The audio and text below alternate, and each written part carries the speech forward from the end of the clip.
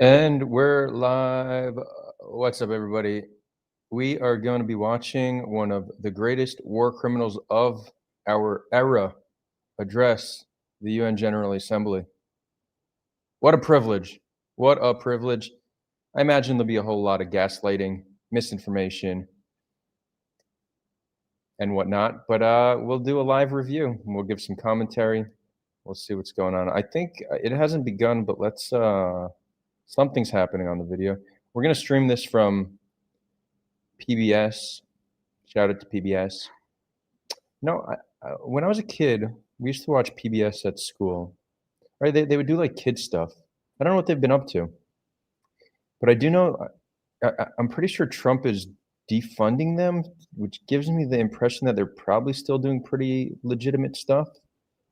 But I'm not too sure. It's possible they've gotten a little woke, but Trump defunding them gives me the sense that they're probably on a pretty decent track still. Anyways, we'll see what happens.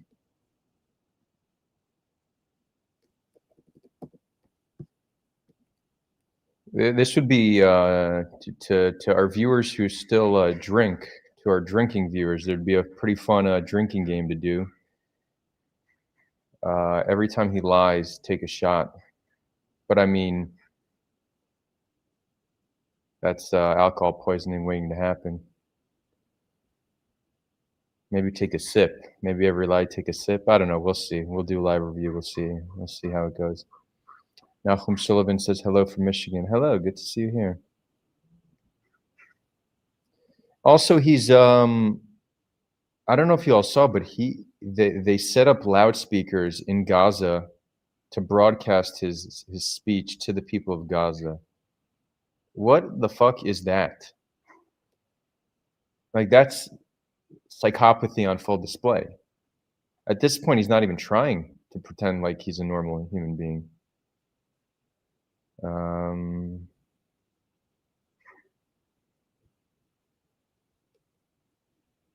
Yeah. Like, what is the actual benefit? Who does that convince when broadcasting it to the people of Gaza? It's not like people in Gaza are going to listen to it and it's going to change their mind on anything. It's not like it's going to. All it does is further support the idea that he's a psychopath or that he's evil. Galactic guy says maybe you should have done that when Abbas was talking and debunked him, but I guess that doesn't matter. It's only Bibi that needs to be debunked. Everyone else is speaking the truth. That's a whole lot of assumptions, but I could tell you're not giving everyone equal attention. Why don't you do a review of Abbas and debunk him?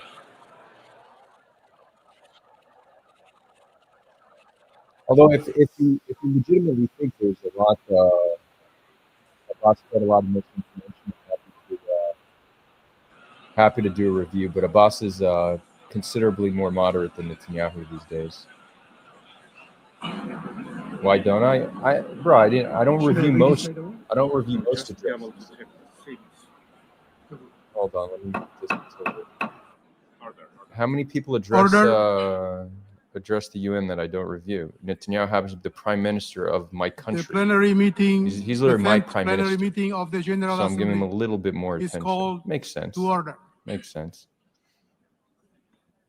Abbas also isn't nearly as big of a liar as Netanyahu. I'm sure there's going to be areas of disagreement and misinformation, but it's not going to be the Assembly a gaslighting shit show that we its consideration of right agenda now. item 8 entitled General Debate.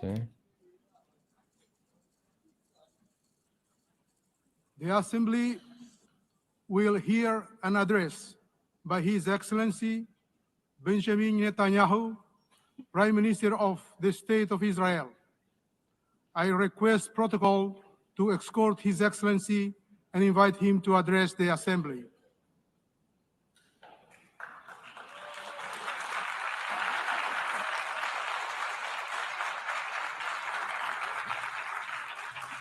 So for those who just want to watch it purely, I'm going to give commentary, so I'll be pausing it. If you want to watch it purely, just go to PBS. It'll be just him without the commentary. But if you want the commentary, great to have you here. We're going to have a little watch party.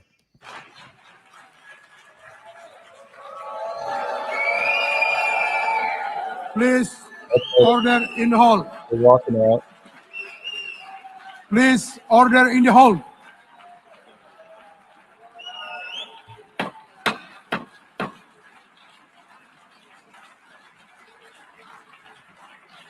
Please, order in the hall. Oh, it looks like the majority of people are walking out. Okay. I mean, they'll clearly be remembered on the right side of history, not these clapping supporters of war criminals.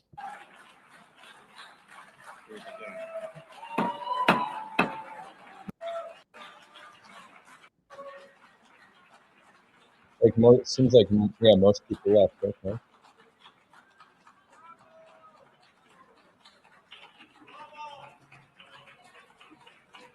Order in the hall, and please be seated.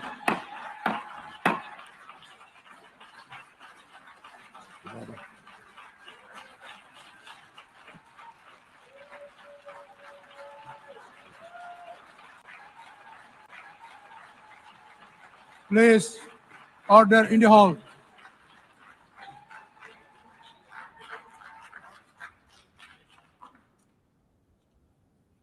Mr. President,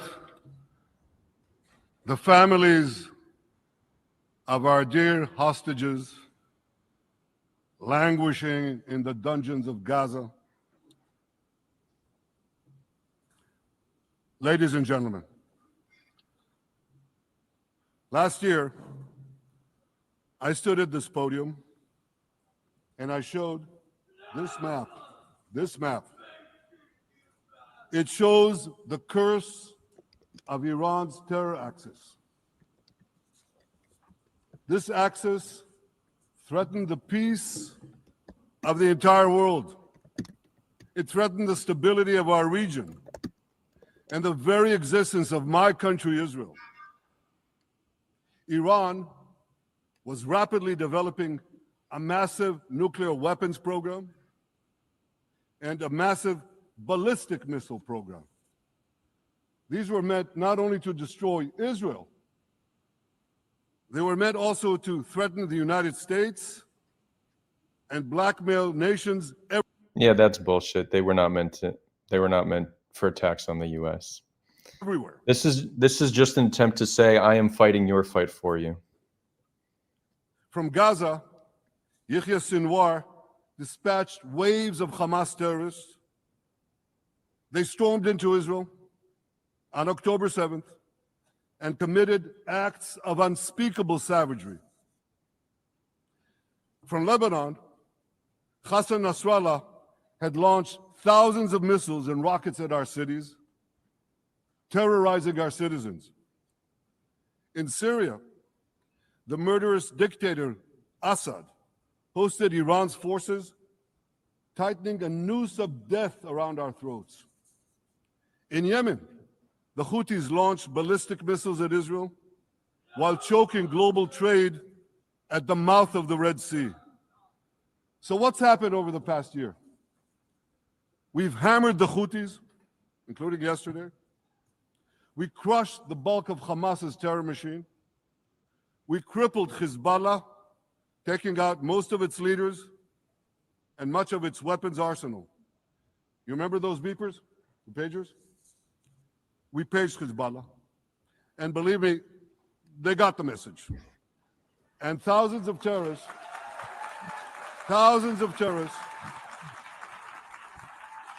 dropped to the ground.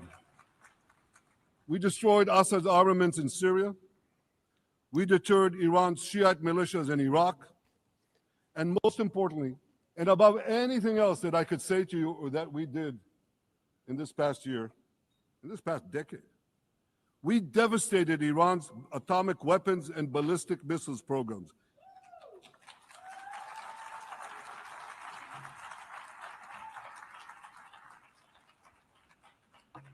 So here's where things stand today. Half the Houthi leadership in Yemen, gone. Yahya Sinwar in Gaza, gone. Hassan Nasrallah in Lebanon, gone. The Assad regime in Syria, gone. Those militias in Iraq, well, they're still deterred. And their leaders, if they attack Israel, will also be gone. And for Iran's top military commanders and its top atomic bomb scientists, well, they're gone too.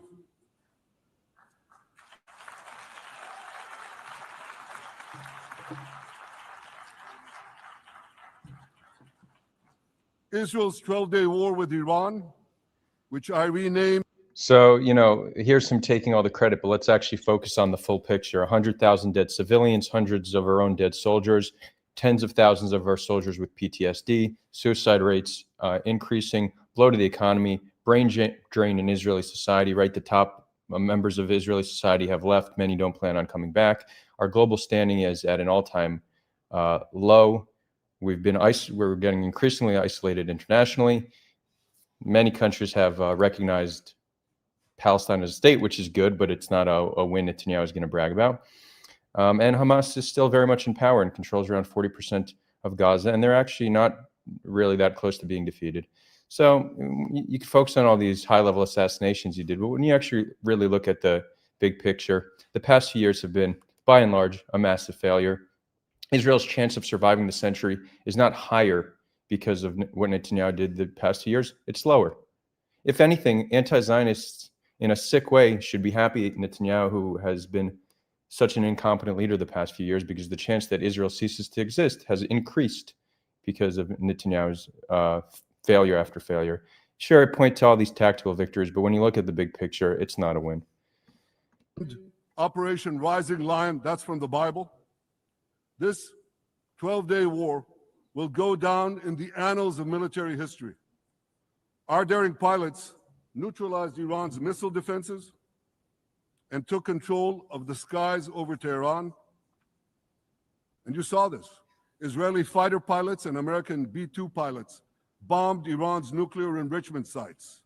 I want to thank President Trump for his bold and decisive action.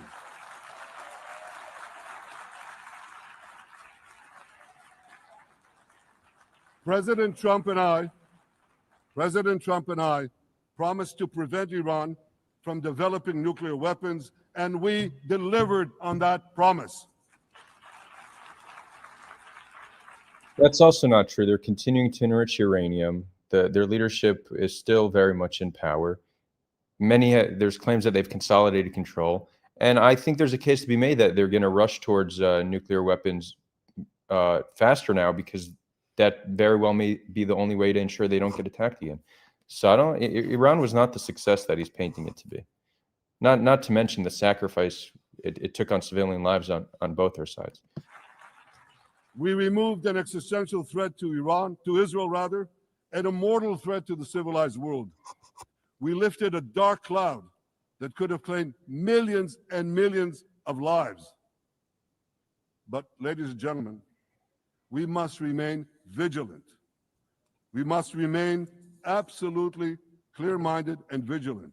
We must not allow Iran to rebuild its military nuclear capacities. Iran's stockpiles of enriched uranium, these stockpiles must be eliminated. And tomorrow, UN Security Council sanctions on Iran must be snapped back.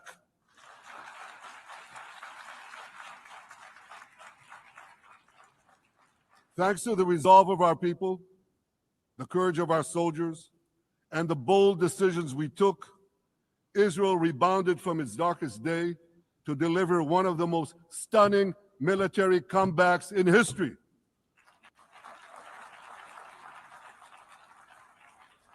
But we're not done yet. The final remnants of Hamas are holed up in Gaza City. They vow to repeat the atrocities of October 7th again and again and again, no matter how diminished their forces. That is why Israel must finish the job.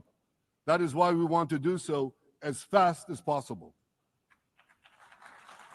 Yet the generals of the state, the generals of the IDF say that conquering Gaza City won't defeat Hamas. So This is Netanyahu's opinion, which is counter to what the IDF brass are saying. Ladies and gentlemen, much of the world no longer remembers October 7th, but we remember. Israel remembers October 7th. On that day, well, I'll tell you, you can remember October 7th too. You see this large pin here? It's a QR code. What I ask you to do is hold up your phones, zoom in, and you too will see why we fight and why we must win. It's all in It's probably a link to Hamas massacre website. here. On October 7th, Hamas carried out the worst attack on Jews since the Holocaust. On his watch, which he still has not taken responsibility for. Others have, he hasn't. He just shifts blame, and now all the wins he takes credit for, but the failures he shifts blame. It's classic narcissist behavior. They slaughtered 1,200 innocent people. I mean, I don't want to get into semantics, but 850 civilians. So you can't say 1,200 innocent people. Including over 40 Americans and foreign nationals from dozens of countries represented here. They beheaded men. They raped women. They burned babies alive. There's no evidence of them burning babies alive. Also, that's just a flat out lie. We know the names of all the babies, all the people, and how they were killed. Babies being burnt alive is bullshit. Burned babies alive in front of their parents. What monsters! This is a bold-faced lie. We know this didn't happen. And these monsters took more than 250 people hostage. And those included Holocaust survivors, grandmothers and their grandchildren. Who takes hostage grandmothers and grandchildren? Hamas does. So far, we've brought home 207 of these hostages, but 48 still remain in the dungeons of Gaza. 20 of them are alive, starved, tortured, deprived of any daylight, deprived of humanity. They could have been out well over a year ago if Netanyahu would agree to a deal to get them out. So they're still in captivity largely due to Netanyahu's refusal to agree to a deal getting them out. These are the names of the 20 living hostages. Matan Angrist, Gali and Zerv Berman, brothers. Elkanah Buchbot, Rom Braslavsky, Nimrod Cohen, Ariel and David Cunyo, another pair of brothers. Guy Gilboa Dalal, Evyatar David. You saw the picture of Evyatar David. Emaciated, forced to dig his own grave. Maxim Herkin, Eitan Horn, Segev Kalfon, Bar Kupperstein, Omri Meran, Eitan Moore, Yosef Chaim Ochana, Alon Ohel, Avinatam Or, and Matan Tsengarker. Now, ladies and gentlemen. You're aware, as he mentions their name, politicizing them, the hostage families are furious with Netanyahu for not getting their family members out. So let's just put that on the record. I want to do something I've never done before. I want to speak from this forum directly to those hostages through loudspeakers. I've surrounded Gaza with massive loudspeakers connected to this microphone in the hope that our dear hostages will hear my message. And I'll say it first in Hebrew and then in English. אחינו הגיבורים, מדבר ראש הממשלה בנימין נתניהו. אני פונה עליכם מעל בימת האו"ם. לא שכחנו אתכם, אפילו לא לשנייה. העם כולו איתכם, ואנחנו לא נשקוט ולא נרפה עד שנחזיר. Mr. Netanyahu, not forgotten you, not even for a second. The people of Israel are with you. We will not falter and we will not rest until we bring all of you home.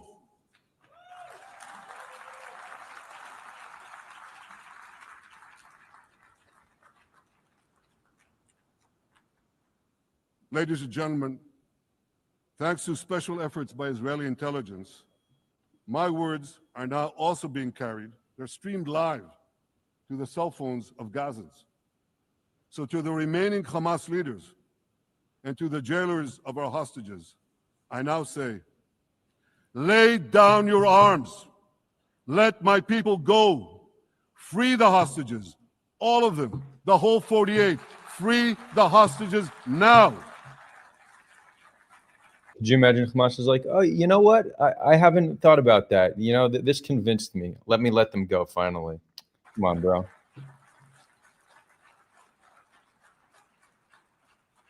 If you do, you will live.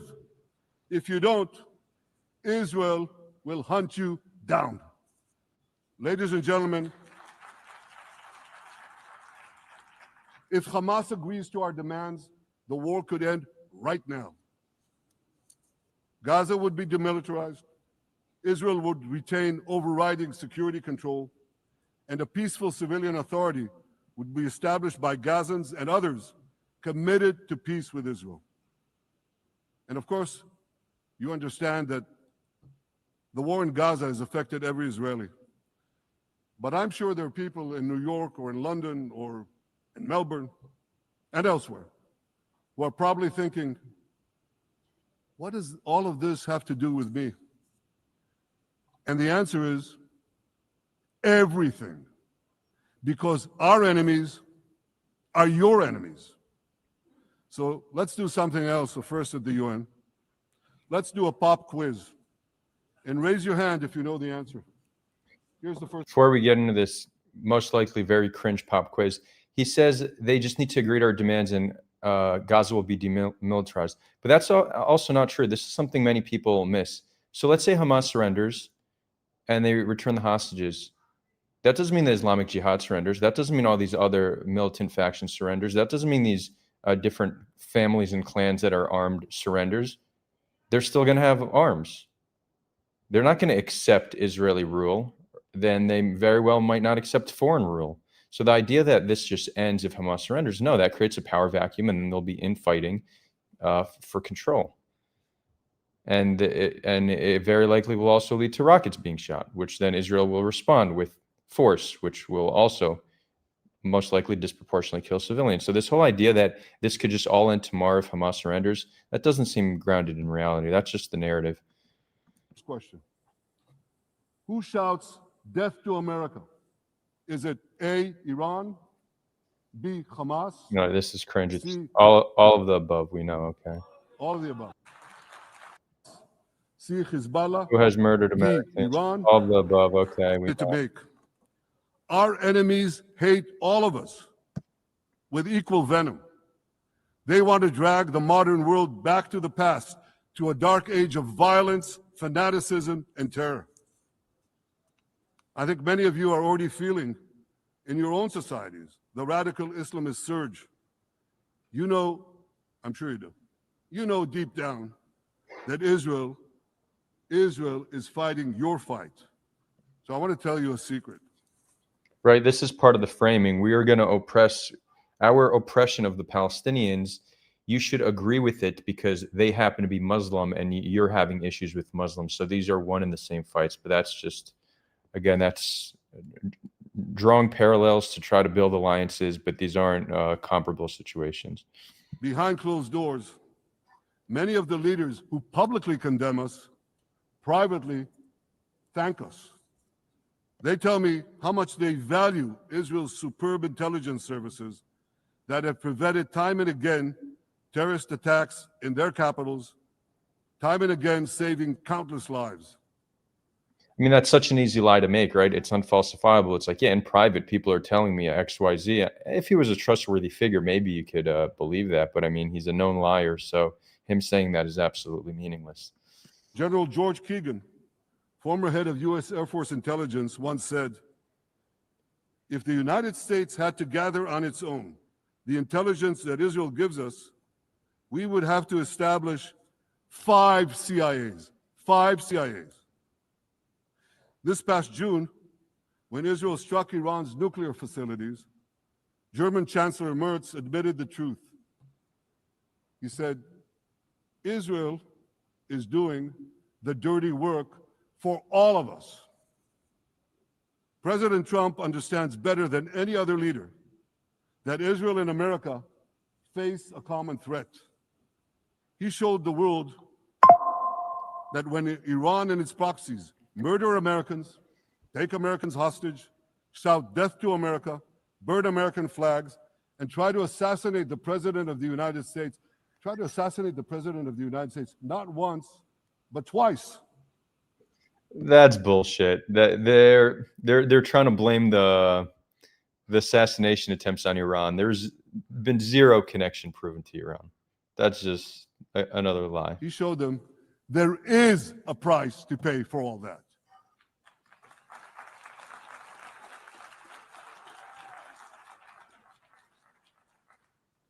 But regrettably, many leaders who are represented in this hall, they send a very different message. Sure, in the days immediately following October 7th, many of them supported Israel. But that support quickly evaporated when Israel did what any self-respecting nation would do in the wake of such a savage attack. We fought back. Now just imagine, just sit back for a second and imagine an attack against America proportioned to the attack against Israel on October 7th. Imagine a regime, a terror regime, dispatching thousands of terrorists to invade the United States. They massacre 40,000 Americans. They take 10,000 Americans hostage. What do you think America would do? You think America would leave that regime standing? You don't think that. No way, not a chance. The United States would wipe out that terror regime and ensure that such savagery would never threaten America again. This is precisely what Israel is doing in Gaza. We're wiping out the terror regime of Hamas and ensuring that this savagery will never threaten Israel again. That's what we are doing. That's what any self-respecting government would do.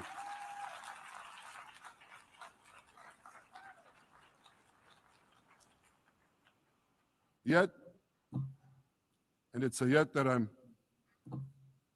sorry to say here, yet over time, many world leaders buckled.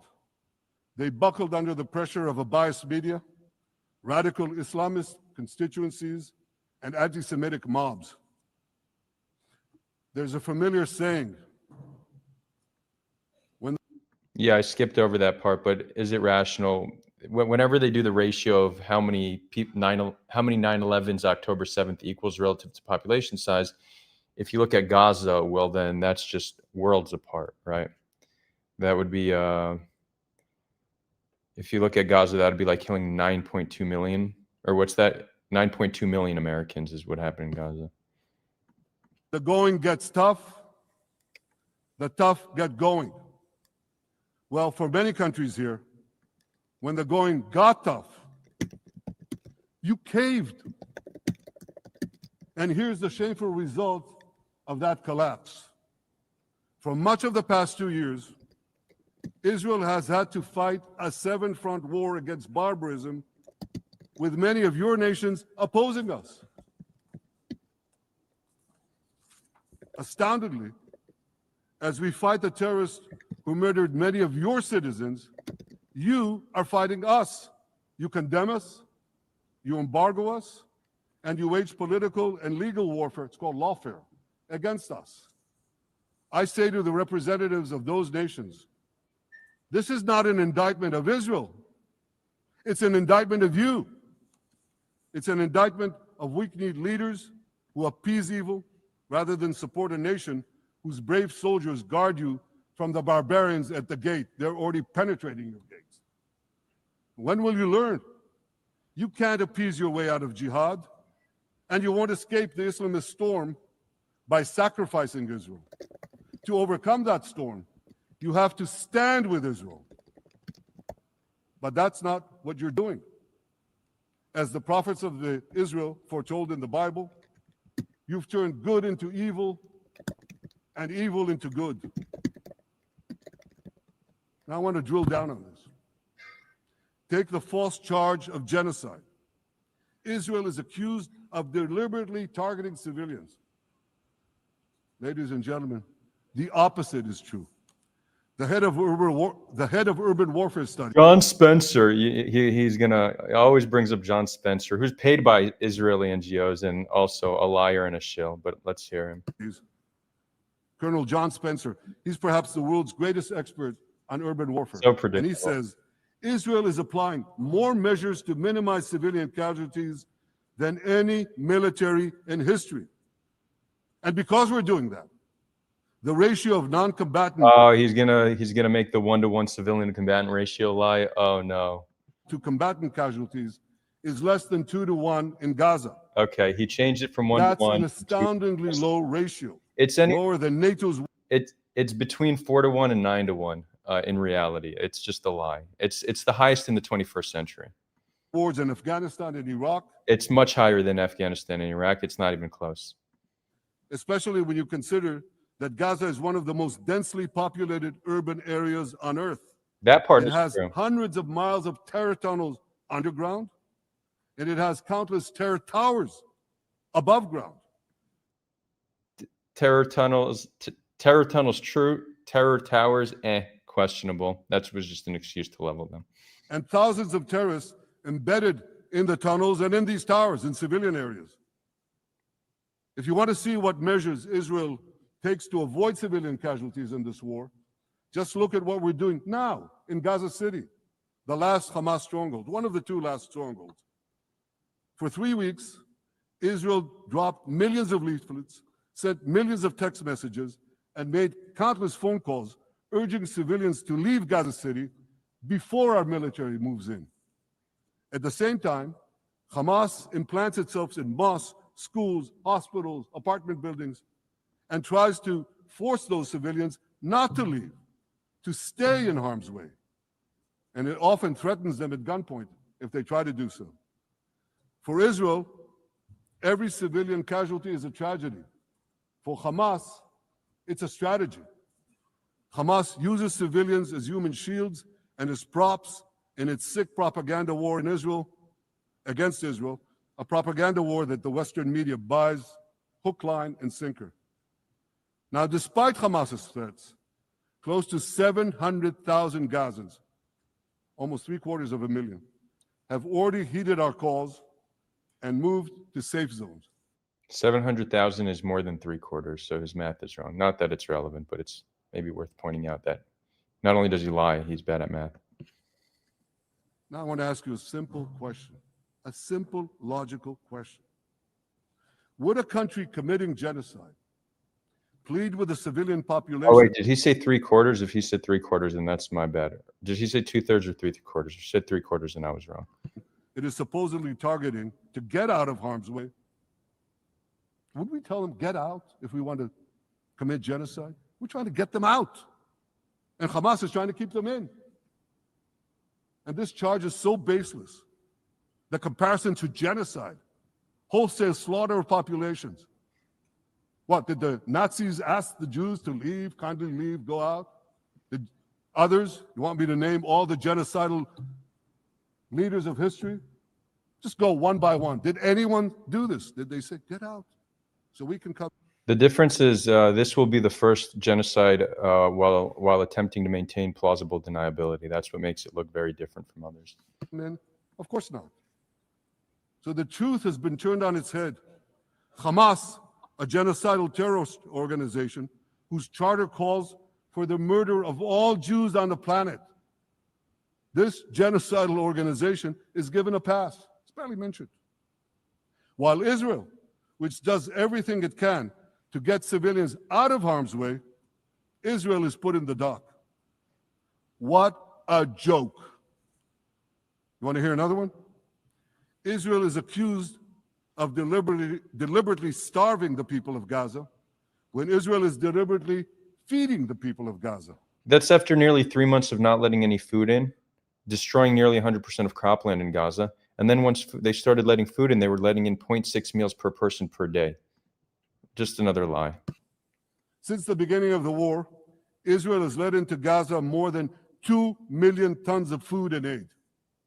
That's 1 ton of aid for every man, woman, and child in Gaza. Nearly 3,000 calories per person per day. That's not true. That literally the Gaza Humanitarian Foundation released the numbers, and it's 0.6 meals per person per day. Some starvation policy. And this is with the broken supply chain. So it's not only is it not enough food, it's not getting delivered properly. And a lot of the food requires being able to boil water to cook the food, and people don't have access to being able to boil water. So there are Gazans who don't have enough food. It's because Hamas is stealing it. Hamas steals it, hoards it, and sells it at exorbitant prices to fight its war machine. That's also never been proven. Even Israeli officials said we don't have proof of systemic theft and reselling of aid. Last month, even the UN, not exactly a supporter of Israel. You're supposed to laugh, by the way. Last month, even the UN admitted that Hamas and other armed groups looted 85% of the trucks. That's why you have deprivation. Those who peddled the blood libels of... But as you see, he says other armed groups, but that's key because there's a lot of, I said this at the beginning, there's a lot of armed groups in Gaza, and because there's a scarcity of food, there's an incentive to steal it and then sell it, for sure. But the reason there's a scarcity and incentive to steal it and sell it is because Israel limited aid coming in. So the solution is flooding Gaza with aid. This is a problem that was created by Israel's policy. Genocide and starvation against Israel are no better than those who peddled blood libels against the Jews in the Middle Ages when they falsely accused us of poisoning wells, spreading plague, and using the blood of children to bake Passover matzahs. Of course. Anti-Semitism. Of course, committing one of the worst atrocities of the 21st century and then invoking anti-Semitism, accusations of anti-Semitism to shield against it. As shameful as it gets, people, as shameful as it gets. Dies hard. In fact, it doesn't die at all. It just keeps coming back with its libelous lies, refurbished, regurgitated over and over again. And I want to tell you something else. These anti-Semitic lies, they have consequences. In recent months, Jews have been assaulted in Canada, Australia, Britain, France, the Netherlands, and elsewhere. Here in America, an elderly Holocaust survivor was burned to death in Colorado. And a beautiful young couple from the Israeli embassy in Washington was brutally gunned down right in front of the Holocaust Museum there. Thankfully, President Trump's administration is forcefully fighting the scourge of anti-Semitism, and every government here should follow its lead. But instead, many do the opposite. They actually reward the worst anti-Semites on earth. This week, the leaders of France, Britain, Australia, Canada, and other countries unconditionally recognized a Palestinian state. They did so after the horrors committed by Hamas on October 7th. And the UN and most of the world's governments recognize Israel as a Jewish state after Israel engaged in, as Jewish militias engaged in terror attacks in British Palestine. Okay, so what? Horrors praised on that day by nearly 90% of the Palestinian population. Let me say that again. Nearly 90% of Palestinians supported the attack on October 7th. Now, the number is 70-something%, which is similar to the percent of Israelis that support Israel's response to October 7th, which is actually similar to the percentage of Americans that supported the war in Iraq. Something about, it seems that populations pretty easily, 70+% can be convinced that it's okay to kill and attack others if there's some belief that it's for your own benefit or for your liberation or for your defense. That's pretty consistent across the board. It's not supported only. They celebrated it. They danced on the rooftops. They threw candies. That's both in Gaza and in Judea, Samaria, the West Bank, as you call it. And it's just the way they celebrated another horror, 9/11. 11, yeah, I know. They danced on the rooftops. I know the arguments. They cheered. They threw candy. You know what message the leaders who recognized the Palestinian state this week sent to the Palestinians? It's a very clear message. Murdering Jews pays off. Well, I have a message for these leaders. When the most savage terrorists on earth are effusively praising your decision, you didn't do something right. You did something wrong, horribly wrong. You're disgraceful. So when the terrorists, who are some of the founders of the State of Israel, cheered on the UN and the Western world recognizing Israel, was that wrong? Should they not have? Was that a sign that they were wrong? The fact that it was cheered on by Jewish terrorists? Decision will encourage terrorism against Jews and against innocent people everywhere. It will be a mark of. The lesson is, don't respond to a horrific terror attack like October 7th with the brutality of Israel's response. Don't kill 100,000 civilians in response and think the world isn't going to act. Shame on all of you. But wait a minute, Mr. Prime Minister, they tell me. Wait a minute. We believe in a two-state solution where the Jewish state of Israel will live side by side in peace with the Palestinian state. There's only one problem with that. The Palestinians, they don't believe in this solution. They never have. They don't want a state next to Israel. They want a Palestinian state instead of Israel. And that's why every time they were offered a Palestinian state, but were required to end the conflict with Israel and recognize the Jewish state, every time, over the decades, they turned it down. And that is why every time they were given territory, they used it to attack us. In fact, they effectively had a Palestinian state in Gaza. So what did they do with that state? Peace? Coexistence? No. They attacked us time and time again. Totally unprovoked. They fired rockets into our cities. They murdered our children. They turned Gaza into a terror base from which they committed the October 7th massacre. I want to talk about they murdered our children. So in the past 100 years,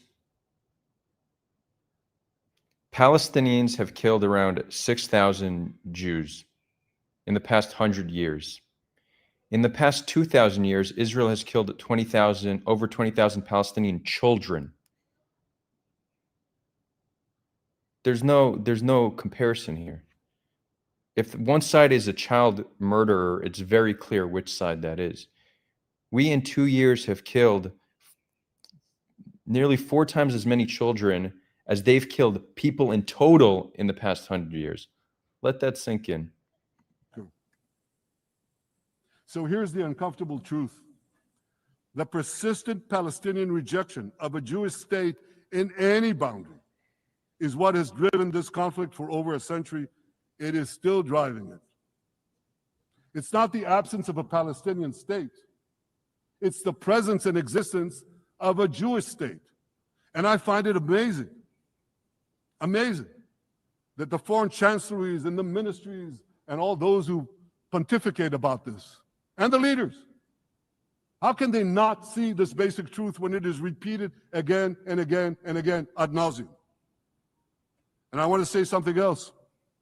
This rejection of a Jewish state not only applies to Hamas, it also applies to the so-called moderate Palestinian Authority. You should know that the Palestinian authorities pays terrorists to slay Jews. The more Jews the terrorists slay, the more the Palestinian Authority pays. The Palestinian Authority names its government buildings, its public squares, its schools, after the mass murderers of Jews, which they glorify as martyrs. They pay and glorify not just the killer of Jews, but also killers of Christians. Christians like Taylor Force, an American veteran who was brutally murdered in Israel by Palestinian terrorists. But, again, that I hear from the Western leaders. They tell me, the PA promised us it will reform. And I know this time, Prime Minister, it will be different. Yeah, right. We've heard these promises for decades. They always promise. They never deliver. Because you see, the Palestinian Authority is corrupt to the core.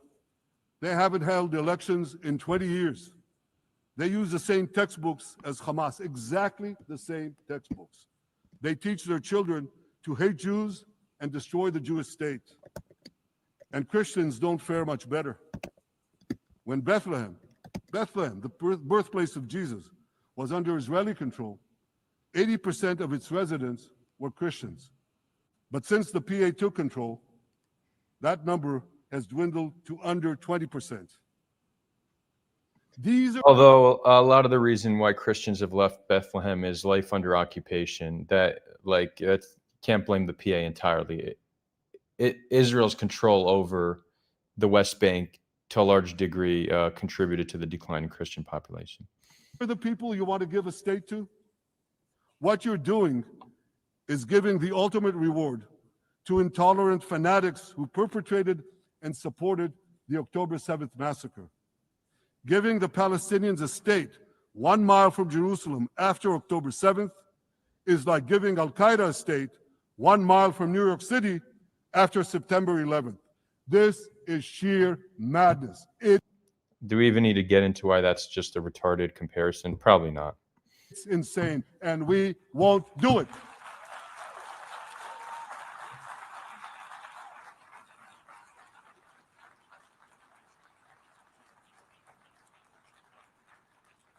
So here's another message to those Western leaders.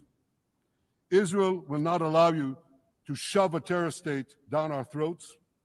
We will not commit national suicide because you don't have the guts to face down a hostile media and anti-Semitic mobs demanding Israel's blood. And I want you to grasp something else, which is also distorted in the media. I say this not only in my name or the name of my government, but on behalf of all the people of Israel. Last year, there was a vote in the Knesset, our parliament, whether or not to oppose the imposition of a Palestinian state. You want to guess what the results were? Out of 120 members of our parliament, 99 voted against and only 9 supported. That's over 90%. It's not a fringe group. It's not the prime minister who himself is extreme or he's held hostage by extreme. All he's showing is that Israeli society, by and large, is pretty extreme. That's all. Parties to his right. It's over 90% of Israelis. My opposition. No. Over 90% of the Knesset, not over 90% of Israelis. That's just not the correct stat. Opposition to a Palestinian state is not simply my policies or my government's policy. It's the policy of the state and people of the state of Israel. This is such a weird flex. I don't even get it. Imagine the majority of Palestinians don't support a Jewish state. That doesn't take away from the claim, the legitimacy of a Jewish state. That's just irrelevant. Denying the rights of your enemy, okay. What are you bragging about?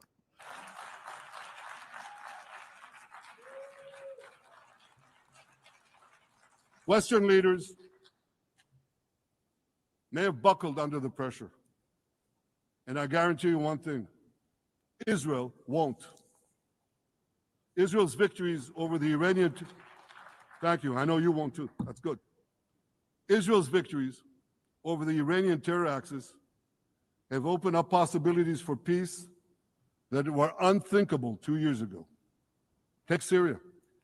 For decades, the very idea of peace between Israel and Syria seemed unimaginable. Well, no more. I turn this Today, up a little bit. we have begun serious negotiations with the new Syrian government. I believe an agreement can be reached that respects Syria's sovereignty and protects both Israeli security and the security of the minorities in the region, including the Druze minority. Remember how we made a big deal about giving Al-Qaeda a state, but this is exactly what he's talking about right now. Al-Shara is ex-Al-Qaeda. It just shows terrorists turn statesmen. Happen all throughout history. It's still happening today. And it's something we should accept. It's perfect. It's perfectly okay. From the founding of Israel, Jews and Druze have been brothers in arms. We have fought together. We've bled together. We built our lives together.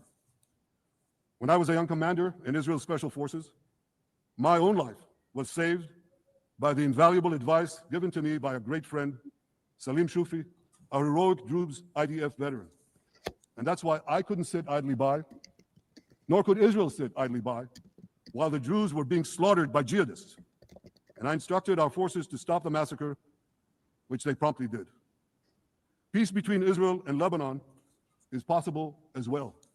I call on the Lebanese government to also begin direct negotiations with Israel.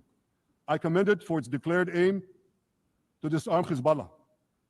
But we need more than words. If Lebanon takes genuine and sustained action to disarm Hezbollah, I'm sure we can achieve a sustainable peace. Of course, until that happens, we will take whatever action we need to defend ourselves and to maintain the conditions of the ceasefire which was established in Lebanon. Our goal is not merely to monitor Hezbollah's actions, but to prevent them from violating the ceasefire and attacking us at any time. But I'm sure that if the Lebanese government persists in its goal of disarming Hezbollah, peace will come very speedily and very readily. Victory over Hezbollah has made peace possible with our two Arab neighbors in the north. Victory over Hamas will make peace possible with nations throughout the Arab and Muslim world. Our victory would lead to a dramatic extension and expansion of the historic Abraham Accords, which President Trump brokered between Arab leaders and myself 5 years ago. And I took note, as I'm sure you did too, of the encouraging words spoken here by the President of Indonesia. This is the country with the largest Muslim population of all nations. And it's also a sign of what could come. Forward-looking Arabs and Muslim leaders know that cooperating with Israel will provide them with groundbreaking Israeli technologies, including in medicine and science, in agriculture and water, in defense and AI, and so many other fields. I believe that in the coming years, the Middle East will look dramatically different. Many of those who wage war on Israel today will be gone tomorrow. Brave peacemakers will take their place. And nowhere will this be more true than in Iran. The long-suffering Iranian people will regain their freedom. They will make Iran great again. And our two ancient peoples, the people of Israel and the people of Iran, will restore a friendship that will benefit the entire world. Ladies and gentlemen, the horrors that happened on one dark day, October 7th, those horrors happened countless times during the centuries of my people's exiles among the nations. Jewish blood was cheap. Jews were killed with impunity. We had to beg others to defend us. The rise of Israel did not mean that the attempts to destroy us would end. It meant that we could fight back against those attempts.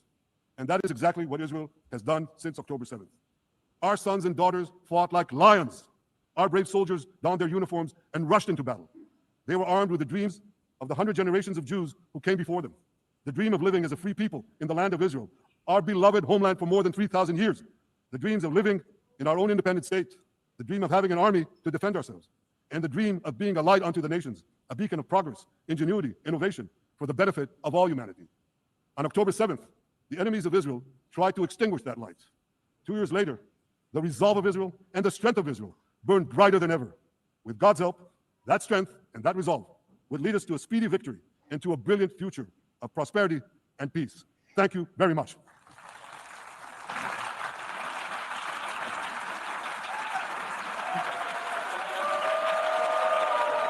On behalf of the Assembly, I wish to thank Why is Guinea so into it? the Prime Minister of the State of Israel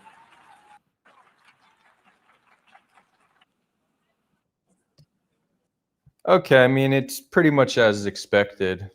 You know, the usual Netanyahu sophistry, gaslighting, misinformation. We could do some Q&A,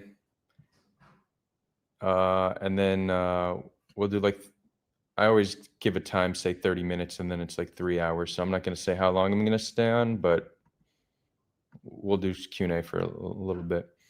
Let's see. We had a YA Run. You had some thoughts and comments. Happy to address them. I just don't. There's been so much, so I don't remember exactly what they were.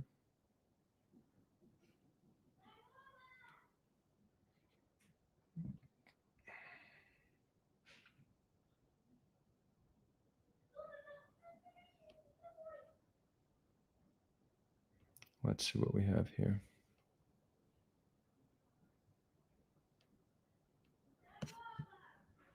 I'm also going to hop in. We'll get this out going on Discord as well.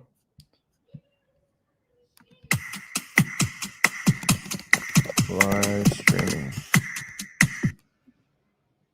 Cool. Okay. So, oh yeah. So I don't know how to pronounce your name. YE Run. We got to find a better nickname. YE.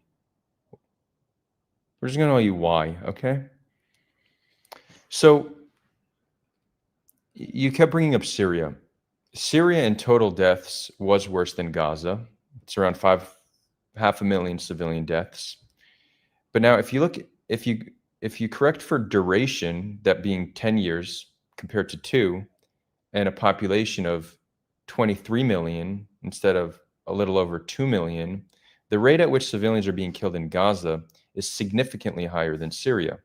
Also, in Syria, around half of those, there's around a 1-to-1 civilian to combatant ratio.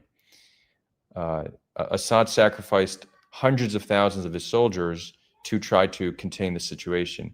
Israel is way more risk averse and is just relying on massive aerial bombardments, protecting our own, which you could understand why we would want to do that. But it does speak to the recklessness and the lack of care we're taking for civilian lives. We're not willing to sacrifice our own. We're going to make civilians bear the cost of our risk aversion, which is why international law is important. All countries would rather kill civilians than risk their own, but that's why this global condemnation is important.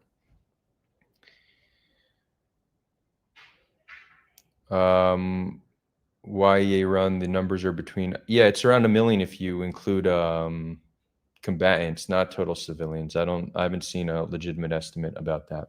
Now, the next point, you said 64,000 have been killed in Gaza. No, the number's higher. It's 64,000 that have been confirmed killed, meaning bodies that have arrived to hospitals or family members who have reported deaths of their loved ones. We know for certain that it's impossible to account for all deaths in real time. Despite the Ministry of Health going through great length to provide updated lists nearly every month of everyone's name and ID numbers, we know for certain it's an undercount. We've also found thousands of names of people killed in airstrikes that aren't found on these lists. We know it's an undercount. The question is how much. Saying 100,000 dead civilians is not hyperbole. It's not an exaggeration. It's very much within the plausible range. There are people making claims saying 500,000 civilians killed. That's implausible. There's no basis for those claims. So there's an exaggeration on both sides. One saying hundreds of thousands, no basis, and the other saying lowest civilian to combatant ratio in history, also no basis. Both sides are making extreme claims that have no basis to them. In reality, 100,000 is within the plausible range, the highest rate of civilians being killed out of any violent conflict since the Rwanda genocide. Rate of children being killed, again, unlike which we've seen since Rwanda. Now, granted, Rwanda was much worse, but there's no 21st century example of civilians being killed at the rate that they're being killed in Gaza. None. Nothing's close. Which is one of the lies of Netanyahu. He said Iraq, Afghanistan, higher civilian combatant ratio. That's just complete bullshit.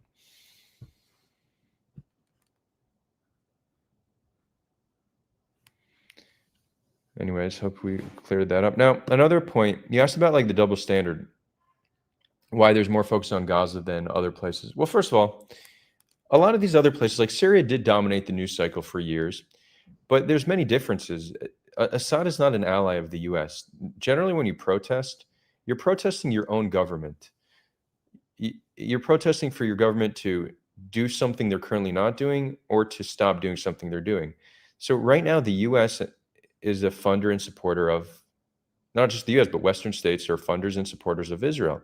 So when Israel is committing human rights abuses and killing mass amounts of civilians, it makes more sense that Westerners are going to protest their government for supporting that than they would if it was Assad, who is an enemy of the West. So there's a completely different dynamic in that regard. And I think a third point, which is often missed, is that Palestinians have had decades to build a movement in the West. The Palestinian liberation movement is part of the Western consciousness. They have a network of supporters. So when they're being killed, it's easier to raise awareness about it because there's already a large movement of supporters. This didn't exist with Syria. This doesn't exist with Yemen. So we should see a difference in how people respond. But the double standard that exists isn't to correct the double standard. It's not to talk about Gaza less. It's just to talk about these other issues more, right? So the amount of attention Gaza is getting is the appropriate amount of attention. Other conflicts that have less attention, that's call it an inappropriate amount of attention. They should be getting more. So if we want to focus on a double standard, it should be for these other conflicts to get more attention, not to take our focus off of Gaza.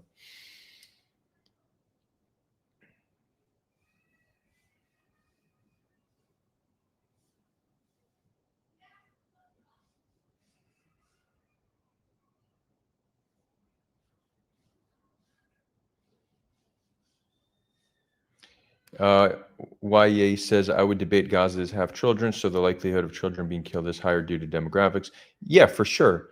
But it's not, Syria also has a very young population, but this doesn't absolve Israel of responsibility. The fact that there's a lot of children in Gaza and the fact that Israel didn't do proper evacuations is a consideration Israel needs to take. If you are fighting an enemy that is embedded underneath a civilian population, you can't just flatten all the infrastructure on top of the civilians. So yeah, it's true that conditions in Gaza are tough, but that's why Israel's strategy has been exceptionally barbaric and preposterous for exactly that reason. It's not you're not absolved of responsibility because there's a lot of children. You need to take that into account and adapt based on that reality. J Master says maybe Chechnya is the only thing that comes close. Yes, exactly. Chechnya was horrific, and rates and number wise, it's the one I found that is in that range. What do you mean by proper evacuations? Well, allowing people to leave Gaza, building a massive refugee camp in the Negev, letting them into Area A of the West Bank where we already have a security apparatus. We control most of the border with Gaza. If we can't negotiate other countries taking them in, then we have a way to let them out of Gaza. We should have created massive incentives to get Gazans out, separate them from Hamas, and then you could deal with things very differently. You say Negev question mark? Yes, Negev. Lots of space in the Negev. Again, Sinai is an option, but we weren't able to get Egypt to agree. Maybe we could have tried harder. Maybe we could have given a more convincing guarantee that they'd be allowed to return. And if we can't manage Sinai, then you have the Negev, you have Area A, we have options. But to leave them there and then destroy Gaza with them there, that's just indefensible. It's not a legitimate war strategy. We can't just say, oh, well, that's war. No, that's the mass slaughter of civilians. As we make moral progress as a species, we need to accept that doing that to a civilian population is just unacceptable. The same way Hamas going to the kibbutzim and massacring civilians is unacceptable, so is Israel's response. This shouldn't be a controversial position to say mass slaughter of civilians is just not an acceptable thing to do.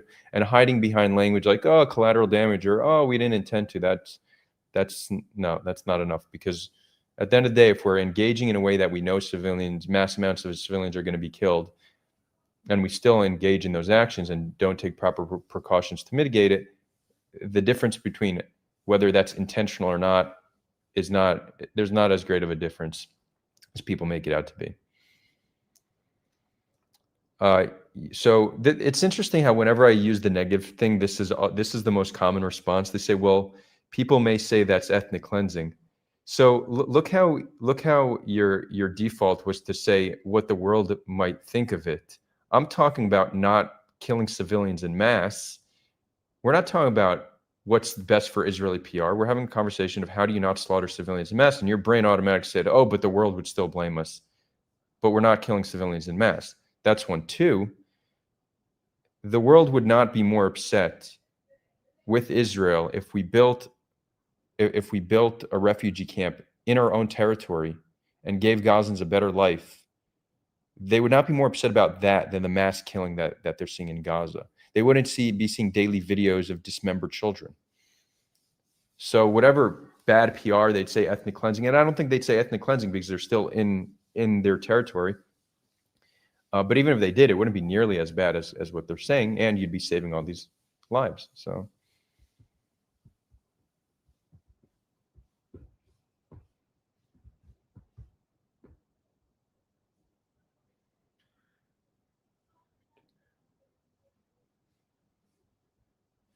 The boss says the IDF is driving bomb-strapped robots and bulldozers into Gaza City neighborhoods and systematically demolishing homes. This is ethnic cleansing, not war.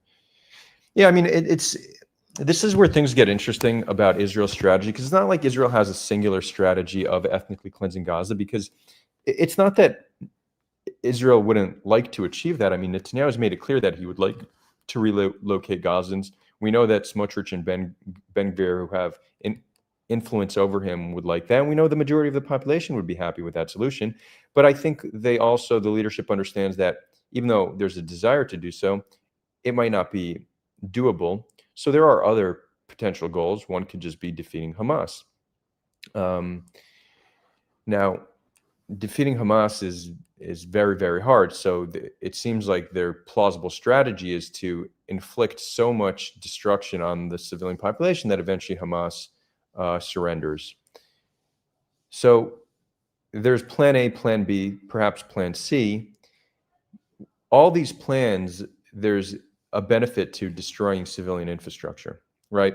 Even just for not losing your own soldiers. So if for example, if you don't know which homes might be used to launch attacks on soldiers, if you don't know what buildings might have tunnels coming out of them, you could go building to building, or you could just flatten everything systematically. It's just an easier, more straightforward way to deal with it.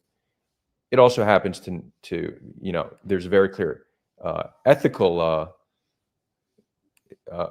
grounds for condemning that strategy, but it's also likely illegal according to international law to systematically destroy infrastructure this way. But when it comes, if the plan is really to ethnically cleanse Gaza, if you make Gaza unlivable and life for Gazans unbearable, they're more likely to voluntarily leave, right? So that's kind of how you do this with plausible deniability. We didn't force them to leave, we just allowed them to leave. But if you destroy their means of life, there's no difference between forcing them and allowing them.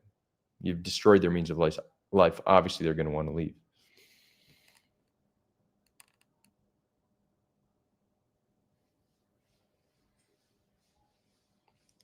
Galactogas said Syria had zero protests. You protest because you care about human rights, regardless of the country you're supporting. That's just a BS excuse to avoid the real reason of the protest, which is anti-Semitism. No, man, we need to get over this. Obviously, anti-Semitism plays into it, but that's not to think that that's the primary reason. So what you're essentially saying, the protest that could have happened would be, I am protesting my government to invade Syria and topple Assad. That you could say people should have done that. That's not the same as protesting your government supporting atrocities. Very different things. These are just very different things.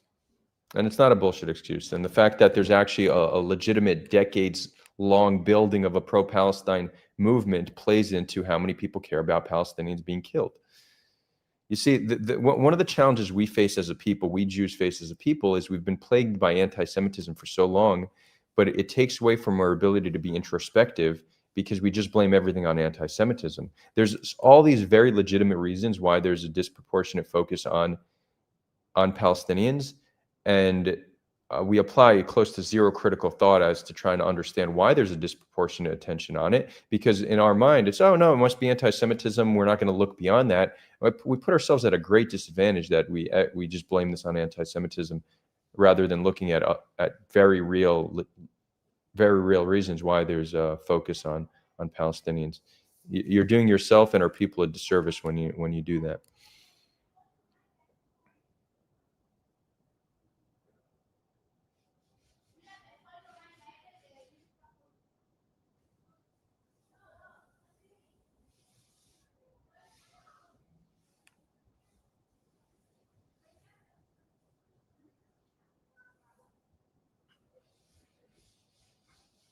YA says there's an anti-Semitic element to it, but it's not like 50% of the reason. It's more like 10 to.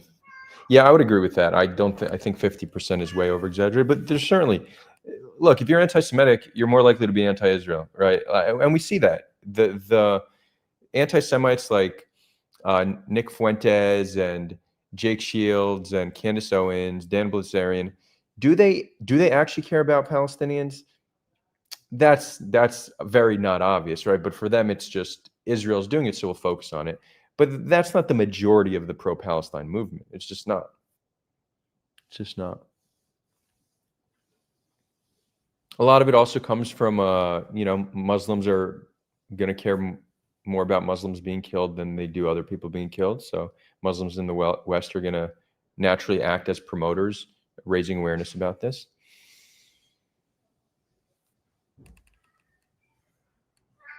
The boss says, no, Fuentes explicitly views Muslims and Arabs as lesser. He just hates Jews more. Well, yeah, exactly. He doesn't want Arabs and Muslims in society. But the reason he focuses on Palestine, on Gaza, is because it's Jews doing it. Yeah. He also probably doesn't want this to lead to more refugees in the West, right? Like you could also be motivated by some form of self-preservation. Finn Freak says we have a problem with Jewish supremacy. Finn Freak, are you Jewish? Yeah, I mean, it's interesting, if you look at us as like we're this a people, right? Like an insular ethnic group, but ethnic is not the right word. We're a people. There's certainly a level of supremacy. How does it compare to other similar groups? Like, is there a higher percentage of Jews feeling that they're supremacist than, for example, Black Americans? And I'm focusing on other historically oppressed minority groups because I think it's connected to how we generally, when you're like a smaller insular group, it helps you develop supremacist beliefs. But we could look at others. Like, actually, it's not only minorities. Like, are Arabs, is there not like a very high degree of Arab supremacy in the Arab world? The Druze, is there not a high degree of supremacy there? So there's certainly a problem with Jewish supremacy. I just don't know how it compares to other groups. What you could say, though, is that out of all the groups I said, Jews are disproportionately powerful, right? We're overrepresented in many industries of influence. And when you speak to anti-Semites, specifically right-wing anti-Semites, this is one of their grievances. It's that Jews are different from us. They prefer their own. They have different interests than us, and yet they have all this influence over society. So their presence in society is pulling the society in a direction counter to what I as a white person would like it to be in. Right? That's the grievance that many right-wing anti-Semites have. So you could make the case that supremacy in the Jewish community is more reason for concern than supremacy in a minority group that doesn't have nearly as much power. I think that case could be made.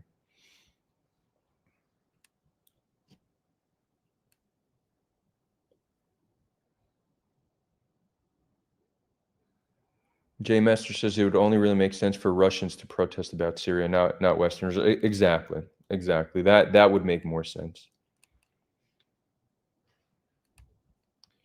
Unless you really wanted to get your government to intervene, right? So you could see there being a protest. We need to intervene in Syria, but what was the polling on that? For a time, the media was trying to manufacture consent. It seemed, at least, they were trying to manufacture consent about invading Syria. We saw this happening, and it seems plausible that NATO would have gotten involved had it not been for Russia kind of saying, we're not going to allow this to happen. NATO wasn't looking for that escalation, and for good reason. That's not the kind of you don't want escalation with a nuclear power like that. But it did seem like the media, the amount of attention they were giving Syria for years, seems like they were trying to convince the population that we need to go in and regime change is necessary.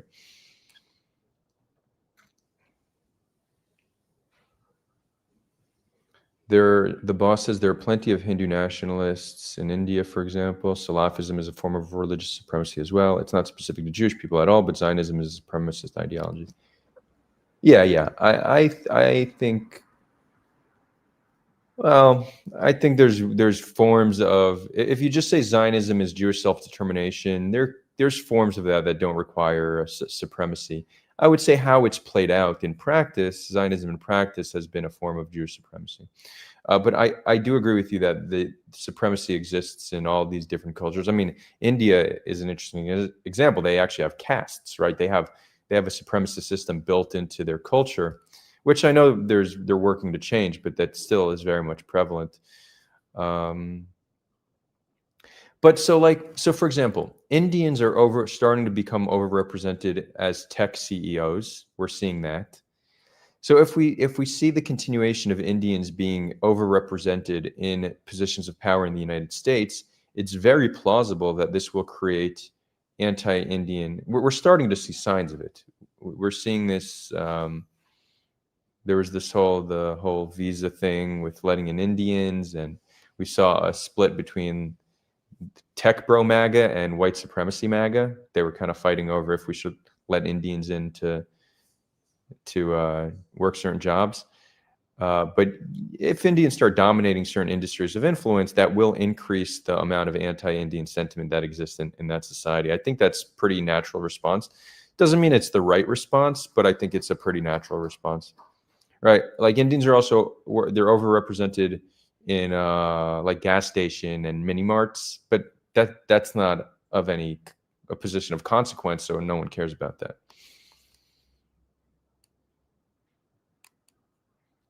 The boss says there's a lot of anti-Indian racism on the right, just like anti-Semitism. I find it all abhorrent. And welcome those joining us on Discord. Yeah. Yeah, Altoids, you want to hop on? Sure. I just gave you speaking rights.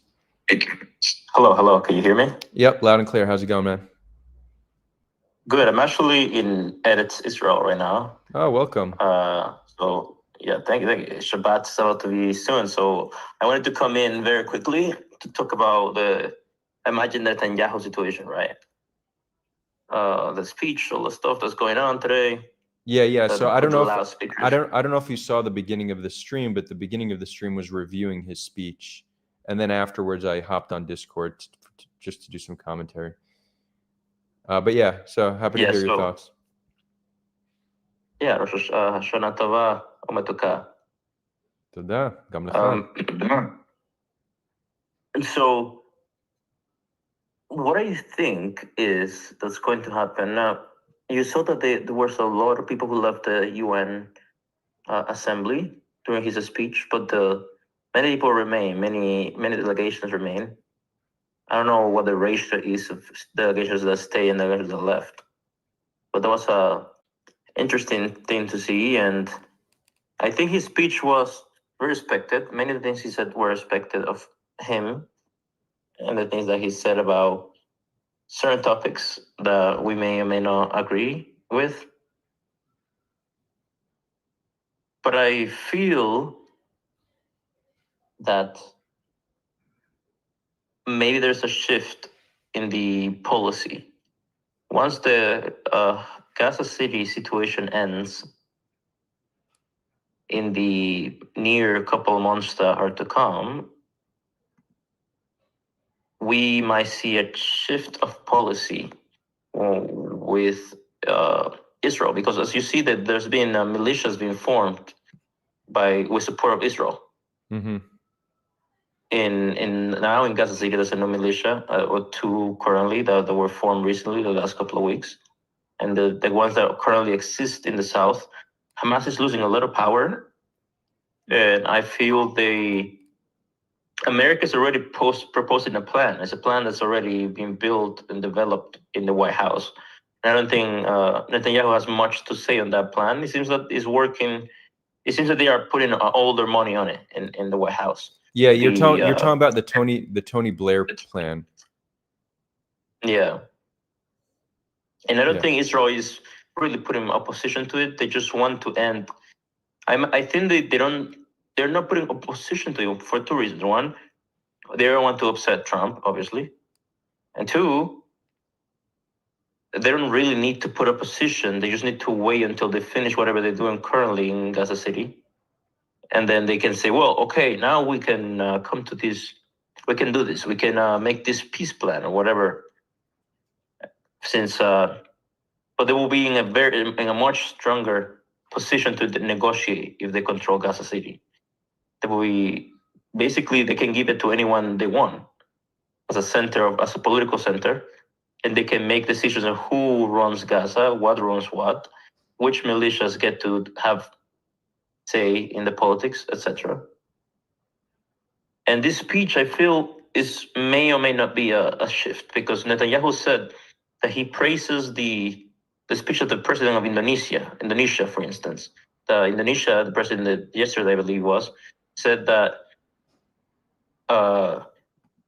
they will recognize a Palestinian state when Israel's security is achieved. And however, they did not say that they were against a two-state solution. They were in favor of a two-state solution, but that they wouldn't agree with it until security is achieved, which is basically what everybody, like all the Western countries and like even Saudi Arabia and all countries agree upon. It cannot be achieved until security for Israel is secure. So that the little note might sound like it's just a little comment that he does, but I feel it has some weight because it just happened. So he added it to his speech on the last minute. Interesting. So you think that Netanyahu might be actually moving closer to a two-state solution once all this ends in Gaza? Well, I don't know if a two-state solution will be the right word, but it's definitely they will definitely probably will pin into the Arab plan and the White House plan. Like there will be probably a combination of both. Right. They will have the 50 billion that the Arab League will promise to Gaza, and America will the West will send some sort of like commission or something. I don't know if the two-state solution will be achieved as of right now, but you need to remember Netanyahu doesn't have a majority in parliament anyways. Like next month, October, still Tishrei, yeah, they will. Like he will not have the support in the Knesset anymore, because the Shas party, my party, I love Shas, greatest party ever, will abandon the coalition a couple of months ago, and they're not going to vote for moving forward. October, they're not going to vote for Netanyahu's coalition anymore. So he has no majority at all. He has a very small minority government. Mm-hmm. And he doesn't have the cards to even if he wants to stay strong. I feel like he may not last for 2026. So there might be early elections, I feel, so he might want to reconciliate with the moderates or something of those, with like the more centrist parties in Israel, to maintain so Likud doesn't go too badly in the elections, and maybe maybe he can return later on. Like, point is, I think this is a long strategy that the Likud may be establishing, because you need to remember the Likud is not diametrically opposed to let's say some sort of solution to the conflict that's not what's going on currently. They're just in a deadlock currently because Netanyahu is in power of the Likud, and the Likud cannot, because he's in charge, no party will negotiate with him unless it's the religious parties. You know what I mean? Yeah, no, I mean, I'm listening. I think there might be something there. I'm not. I wouldn't say I'm hopeful that it's going to play out like that. I also, a lot of people are talking. I think we're underestimating the instability of Gaza. I don't think it's so simple. Even let's take best case scenario, Hamas steps down from power, right? It's not easy to fill a power vacuum in a peaceful way. You have a lot of different groups vying for control over Gaza, whether it's the Islamic Jihad, whether it's members of Hamas who didn't agree with the surrendering and still have their guns, whether it's different clans. There's a lot of armed people in Gaza that are going to compete for control. Power vacuums need to be filled. It's not so easy to say, okay, now we're going to have the UAE security force just come in, unless they're widely accepted by Palestinians and there's no resistance against them. But I don't think, like, we've seen there be an acceptance of security forces, Arab security forces come in to Gaza, but I don't think they're going to come in if their people are being killed. So I don't think it's going to happen as cleanly as people are describing it. And if you have different factions now ruling different parts of Gaza, some might still shoot rockets. The power vacuum is just not going to play out as neatly as I think many people are expecting it to. And look, I might be wrong, right? This is speculation, but when I look at historical examples of power vacuums, and when I look at the different competing factions within Gaza and how heavily armed they are, heavily armed with like small munitions, not tanks and shit, but it doesn't seem like it's just going to be a clean transition. And that this is if Hamas surrenders.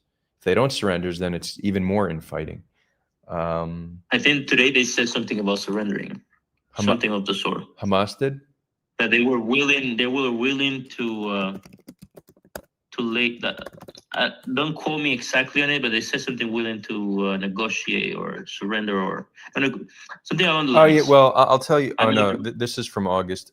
This is something that I've been saying for a while, that I think if we want them to surrender, the best way to get them to do it is if there's a commitment to the establishment of a Palestinian state, right? Because then they're at least surrendering with a victory. So they feel that they got a victory, that many Western countries have recognized the Palestinian state. But if Israel puts that as part of the deal, saying disarm, leave Gaza, and we will recognize a Palestinian state and have like a 5 to 10 year plan to achieving full sovereignty, that I believe would increase the chance of them surrendering pretty significantly.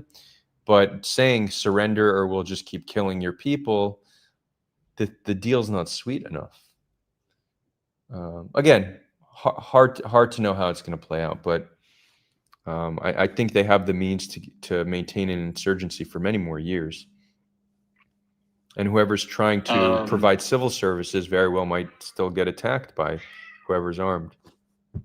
Come, Peach. I think that could be the case. However, the many militias that currently are being aligned with Israel in Gaza they're right now not that powerful, because right now they don't have enough resources, or they don't have enough support from their side people, their groups, international. Yeah, but if you will, what faction in Gaza would you believe that arming them they'll be more moderate than Hamas?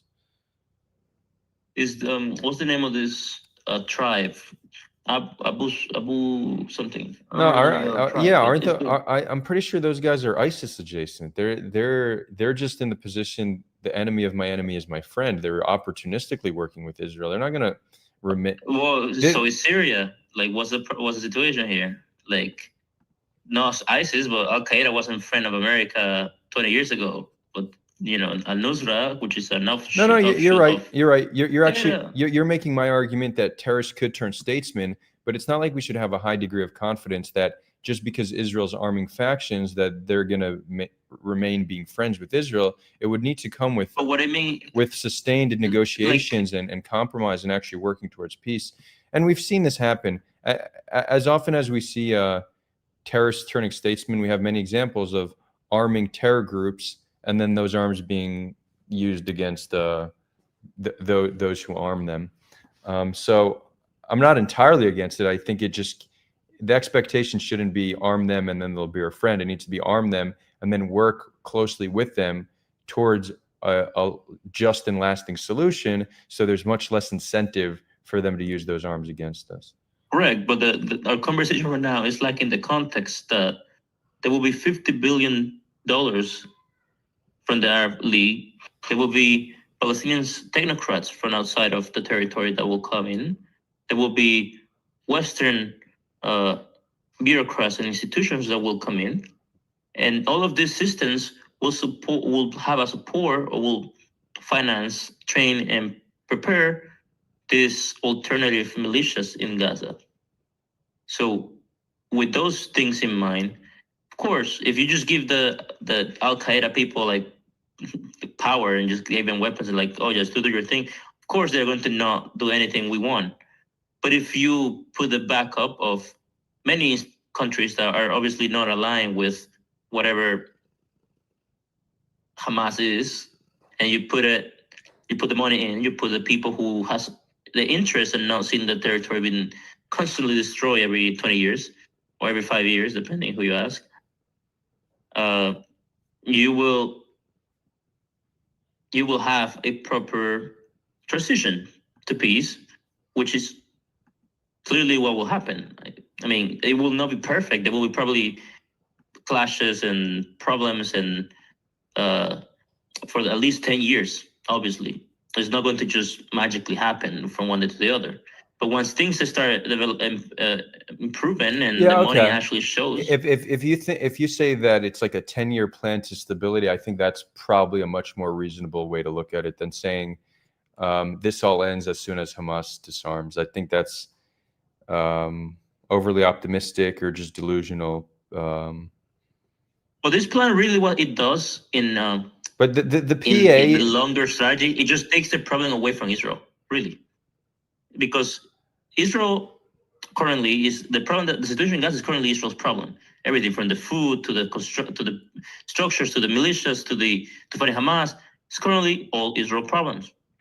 But once you take this away from Israel, and obviously you take away which is not like a bad thing, meaning you have to the second party, the second warring party, you take away the situation from them, that they're obviously not wanting to reconstruct or be too friendly with the people that you're fighting with.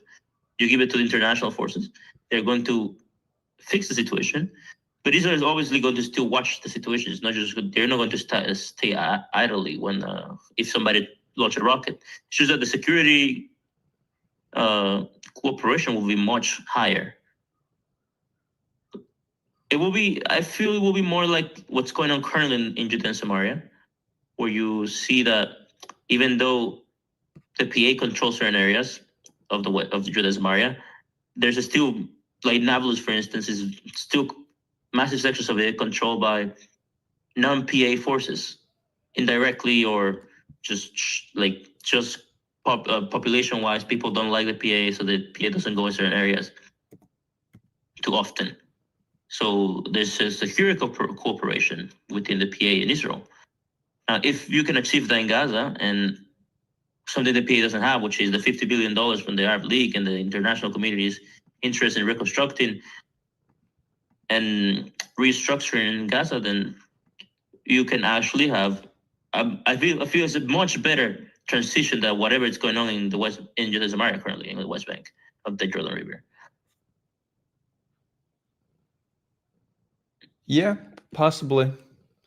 It's hard to say. I don't have a strong disagreement with what you're saying. It's just very unclear how it's going to play out. But I think we're in agreement that we're not talking about a quick fix. It's we're talking about many years of infighting as a result of this instability. Well, the quick fix is ending the war, because it's the actual war that's going on, which is Israel bombing and shooting, fighting, and Yeah, all but that stuff. That will end. The clashes will not end. Obviously, there will be clashes between Israel forces and Hamas every so often, or locals. Right now, if Israel pulls out, Hamas maintains control. Correct. So you need to wait for the international coalition, whatever it's going to look like, to come with the peace forces. You cannot have too many. Yeah, but the peace the peace forces are not going to be.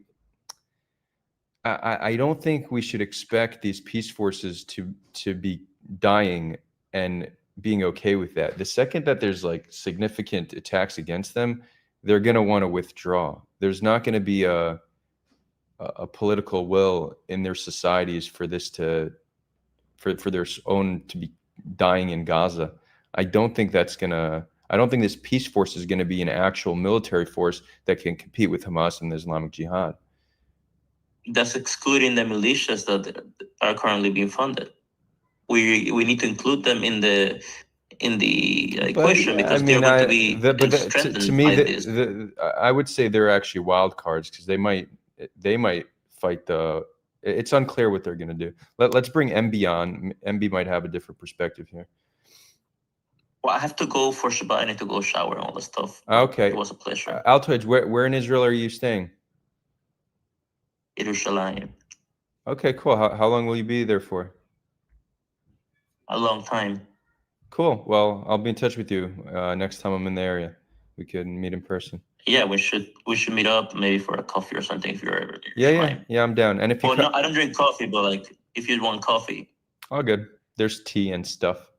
And if you ever come up north, let me know. We'll see. The Galilee is an explorable area. It's the best part in the whole land, if you ask me. Some might say that and the holy that in the holy city of Tel Aviv, but to each their own. No, you mean the holy city of Mea Shalim, where my grandfather grew up. Did you know that? I didn't know. No. Yeah, Mea Shalim. Yeah.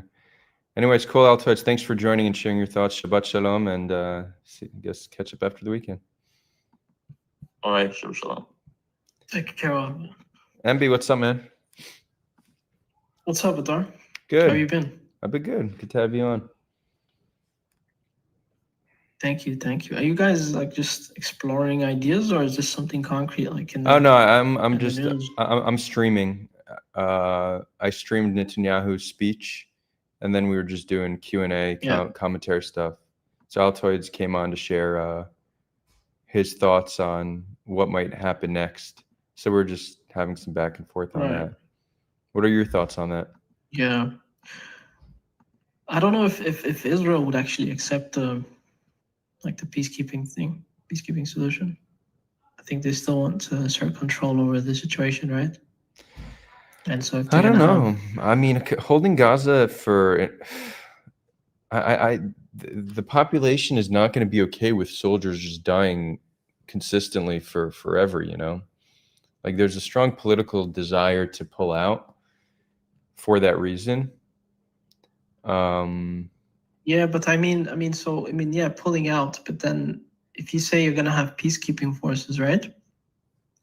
Like, are those peacekeeping forces going to be confined to just Gaza, or are they going to also be stationed like outside of Gaza? No, I think the idea is that they are actually the the security force of Gaza, which I don't see that. I don't see how that works. It doesn't seem like it would play out, you know. So what's their job? Like, what are they doing there? Are they just standing there, or like what? To attempt to be to attempt to have a monopoly of on violence and force, I guess. But I also know that the PA is now training 500 of their own to be part of this force. I don't know. The PA seems like the best option, and even I think Tony Blair, whose plan it is, and again, I appreciate him for putting together a plan. We need to have plans, you know, because no matter what, we need to start the rebuilding process sooner rather than later. So it's good that we're talking about what happens next.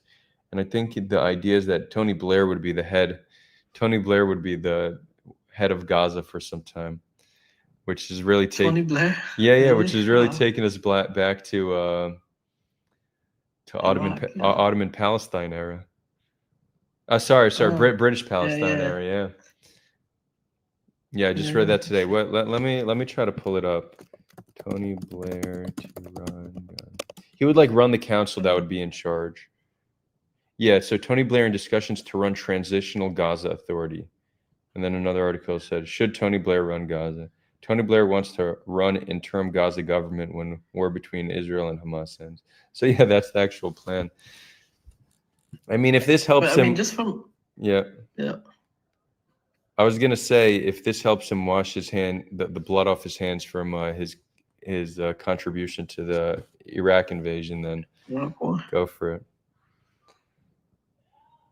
Yeah, but like just from history though, like we have a few examples, right, of like the U.S., for example, and its like allied forces trying to put people in power over like the areas that they captured, like with Iraq and Afghanistan, right? While they try to support what they call the local forces. Yeah, it rarely works. It rarely works. It doesn't work. Yeah. It doesn't work. Yeah, it really doesn't work. I mean, I'm trying to think of it. There's gotta be something authentic. Well, I think the examples when we saw it work, it really required. So it worked after World War II with Germany and Japan. I think those are two examples where it did work. But I don't know if it's worked since. Those are not analogous, though. Those are not analogous to what, like. No, correct. It's a very different situation, different society. I agree. But those are two examples that I know worked. Since then, there's many examples where we know didn't work. Iraq being one of them, Libya being another. Syria, let's see. No, but Syria is very different, though, right? With Syria, the current administration, the current government, we're not really backed like by the West. I know this is like a common like. Yeah, I mean, to what extent was? I mean, the rebels were. Jolani was definitely not backed. Yeah, there were certain rebel factions that received funding, but it was very limited funding. It had no real effect or impact on the ground. The arms were flowing from faction to faction, though. So, for example, Al-Nusra and ISIS did get their hands on U.S. weapons, but yeah, it wasn't explicit. So it wasn't. Yeah, that's true. Yeah, that's true. But that didn't impact what actually happened on the ground, because like up until 2024, late 2024, the rebels lost a lot of ground. They didn't win ground, right? So the weaponry didn't help them really to consolidate any power. So yeah, but I think that's an example of something that's a little bit more authentic, you know? Like, I guess, you know, the Gulf nations tried to back some of the rebels. They sent some weaponry and some money, but it was very, you know, it was very half-hearted. But, you know, they managed to succeed not because of the funding, but because it was an actual like authentic. Well, yeah, rebel movement. I it think wasn't like something that the Americans came and put like artificially in place. Right. I mean, like there's definitely. Look at Jolani. There's definitely some Yeah. conspiracies that that's the case, but I agree that in reality that's not it. I think it's more fair to say that Turkey, Al-Jilani was like the chosen one of Turkey, and that's kind of who Erdogan. Was he though? Yeah, Was he though? I think Turkey jumped on the bandwagon afterwards. Because if you look at Turkey's movement inside of Syria, Turkey primarily backed what they called the SNA, right? Which was like Free Syrian Army guys in the north to fight the Kurds. Those are the ones that they pumped a lot of money into. They even had their own little government over there, which they called the Salvation okay, Army. I get what you're saying. You're saying there was an organic nature to HTS once Turkey saw that they're the dominant player, then they just kind of they backed them. Yeah. But is that they definitely backed them after they took over Damascus, right? They worked with them before they took over Damascus because Turkey was worried about the stream of refugees coming in from Syria. So it was in their interest to at least have some degree of stability across the border. So, also the areas that HTS controlled. And for that to happen, they had to work with HTS. They had to be in some kind of dialogue. But they were calling them terrorists at the conventions and stuff like that when they were having. Wait, but I don't. The support from Turkey didn't start only after they took Damascus. I think that one of the reasons why they so successfully took over Syria was they regrouped and rearmed, and they had much more sophisticated weaponry, which I believe largely came from Turkey. I don't think it was only after the fact. No, Turkey didn't give them any weaponry, bro. Like which Turkish hardware do you see on I'm sure you've seen the footage and stuff. You see Turkish weaponry floating around? Yeah, I think someone could fact check this because this is not something I've looked into thoroughly. But from what I understood, it was Turkey provided both intelligence and drones, right? So intelligence and drones and funding. Is that not true? Am I completely off the mark on this? They didn't provide. So they didn't provide intelligence or drones to HTS. They provided intelligence and weaponry to the SNA, which are stationed in the northeast when they were fighting the Kurds. Right? Now that some of that might spill over, but that's different than Turkey directly helping HTS. I just did a quick fact. I just did a quick fact check. Yeah. So 2017 they took over Idlib. Turkey had a deal with them as a de facto authority. So they didn't formally back them then, but they recognized them as the authority of Idlib. They work with them because they had to, right? Because they shared a border. And this is at least ChatGPT's summary. In short, Turkey never openly supported HTS, but before HTS took over, Ankara supported rebel groups that sometimes cooperated with HTS on the battlefield. After HTS takeover, Turkey tolerated their presence out of strategic necessity, while officially labeling a terrorist group. Yeah, so that's exactly what you said. Okay, you're on point with that. Yeah. Okay, yeah. So I guess not. Not quite like that. Which I guess get even more credit to Jilani for pulling that off then, huh? Right. The thing that helped Jilani though was, so what Turkey did that helped the rebels was they had that agreement in Astana where basically they said, okay, this fighting has to stop. So Assad forces cannot go inside of Idlib, because Turkey knew that if Assad forces went into Idlib and took over that region, there was going to be a huge stream of migrants flowing into the Turkish border. There's 2 million migrants on the border, just on these camps. So they couldn't, they weren't willing to take that risk. And so they pressured Russia to say, okay, we're going to put in a buffer zone between the Assad forces where they control and where, the rebels control. And we're going to station Turkish and Russian troops there to avoid, the war going on and then spilling into Turkey, basically, or the migrant stream spilling into Turkey. And that helped the rebels regroup and gather their storm, because before that they were losing ground. like a lot of ground. Like they lost a bunch of cities. You know, they used to control Aleppo, they used to control Hims and Hama and all these areas, and in the outskirts of Damascus, they lost all of that. So the little break in fighting helped them like regather and gather their strength and forces. So just to give Anyways, give some contrary opinions, Yeah. because admittedly this is not something I know all too well, but the boss says Sure. not correct. Turkey gave economic backing to HTS and Idlib for years.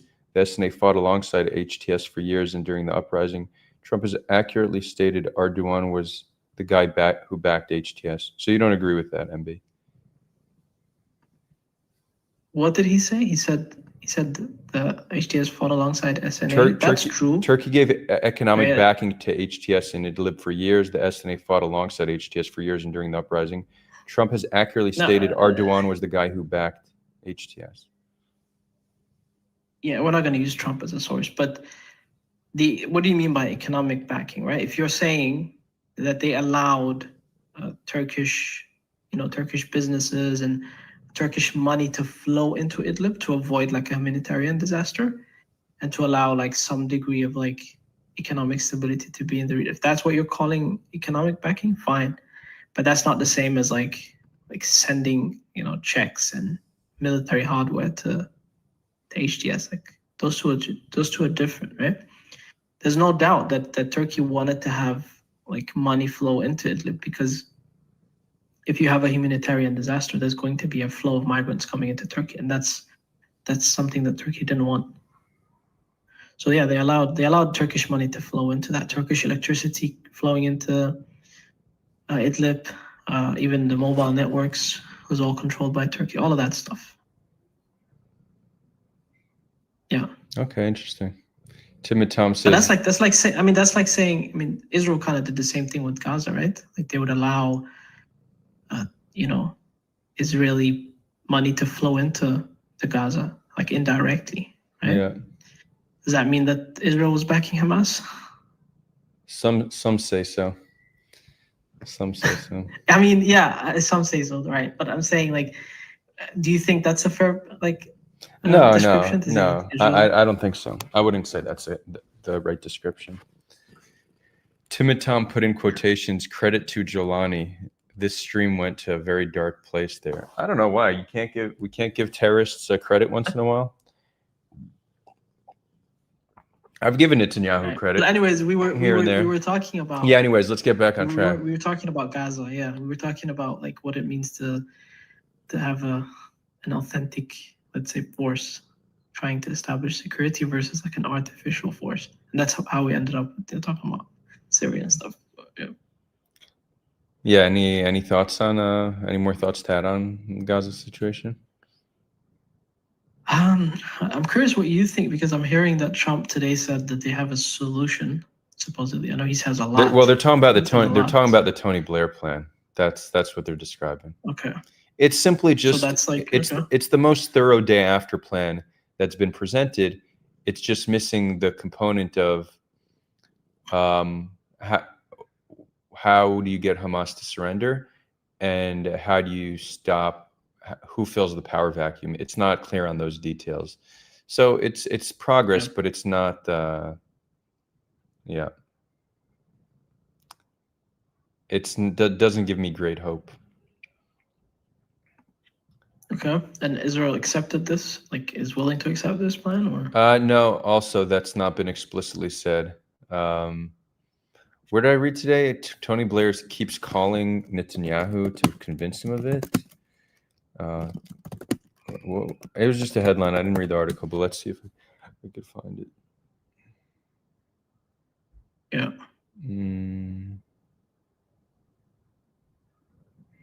Yeah, so it doesn't seem like Israel has explicitly backed it yet, but the PA has and the US has, and it's Tony's job to now continue to get buy-in from, and I think most of the Arab world has, but I'm not, Israel, it's unclear if they're supporting it. David Pendre says the jury is still out on Jolani. That's true. I mean, he's certainly trying to do things the right way. You can tell he's trying to become a statesman, then there's two questions. How sincere is he about what he's saying? And B, how successful will he be? Those two things, I would say the jury still is very much out. If you're a minority in Syria, you'd prefer Assad right about now. I think that's fair to say. But if you're one of the many millions and millions of Syrians who have been negatively impacted by Assad, I bet you're pretty happy for new leadership.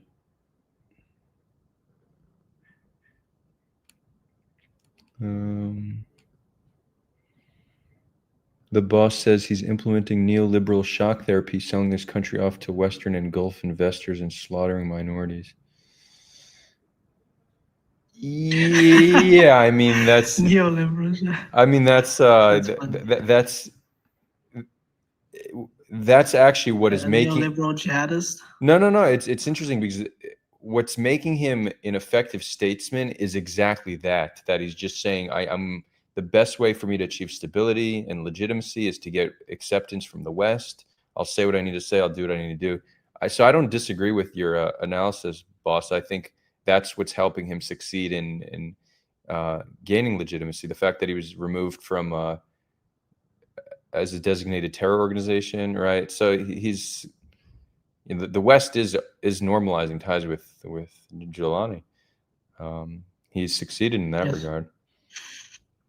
But making peace with Israel is going to be hard because I think he's in a situation where that people like Arafat and Abbas have been in, and Sadat was also an example of the dilemma that you need to make concessions for peace, but if you make too many concessions, you might pay for it with your life.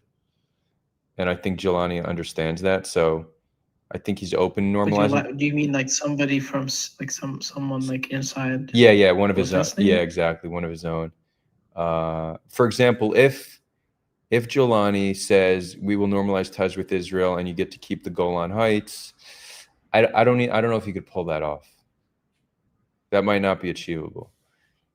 If he gets part of the Golan Heights back, maybe then, So it's not going to be. I think easy to do. his administration's priority at the moment isn't to quote unquote normalize. I think the priority is to have some kind of security deal with Israel to kind of stop the incursions and stuff. Yeah, exactly. To get Israel to leave Syrian territory aside from Golan, right? Yeah, exactly. Go back to the 1970s agreement. And right. Get some level of status quo. I think that's step one. Yeah. Yeah, exactly. And he said that. I mean, he said that. I don't know if you watched it, but he had some interview in New York, and he said that the first step is to go back to the security agreement with the Golan Heights and take you from there. Right. What's also interesting is seeing how this changes ties between Turkey and Israel, right? Because there seems to be a growing tension between them. And of all of Israel's potential adversaries, I think Turkey is the one they should worry about the most in terms of military power. Like they say Iran, but Turkey, I think, is a fair bit. Turkey does a lot on the military front. Yeah, exactly. And they're only getting stronger. Erdogan also. I wonder what's going to happen. He's proven to be successful in terms of from almost getting overturned in a coup to now seemingly solidifying power and being more powerful than ever before. Yeah, but I think his term is over, right? Like soon he won't be able to serve, right? Like why are they like 2028 is the last? Yeah. Is that May right? 2028 is the last day. I believe so. Yeah. Based on constitutional law. Yeah, I believe so. What's the term limit? 20 years? Well, he wasn't always a president, right? He used to be a prime minister. Okay, Turkey's president. Yes, Turkey's president is limited to 2 5-year terms in office as established by the constitution. However, there are provisions that allow for re-election under certain circumstances, such as if the president's term ends due to parliamentary decisions. Interesting. The certain circumstances. so yeah. I mean, he would have to amend the constitution to serve longer. Do you think he'll do that? I don't know. I'm not big into Turkey's domestic politics. I'm just seeing from the outside how he seemed to, years ago, they not only was he almost taken out by a coup, they said he's very sick and going to die any day. You have these, you just have these strong men, right? Like most of the strong men of our generation. Actually, I don't know if I could say most. I would need more data, but the very obvious ones being Netanyahu, Putin, and Erdogan, they've been resilient, and they have not been taken out despite many challenges.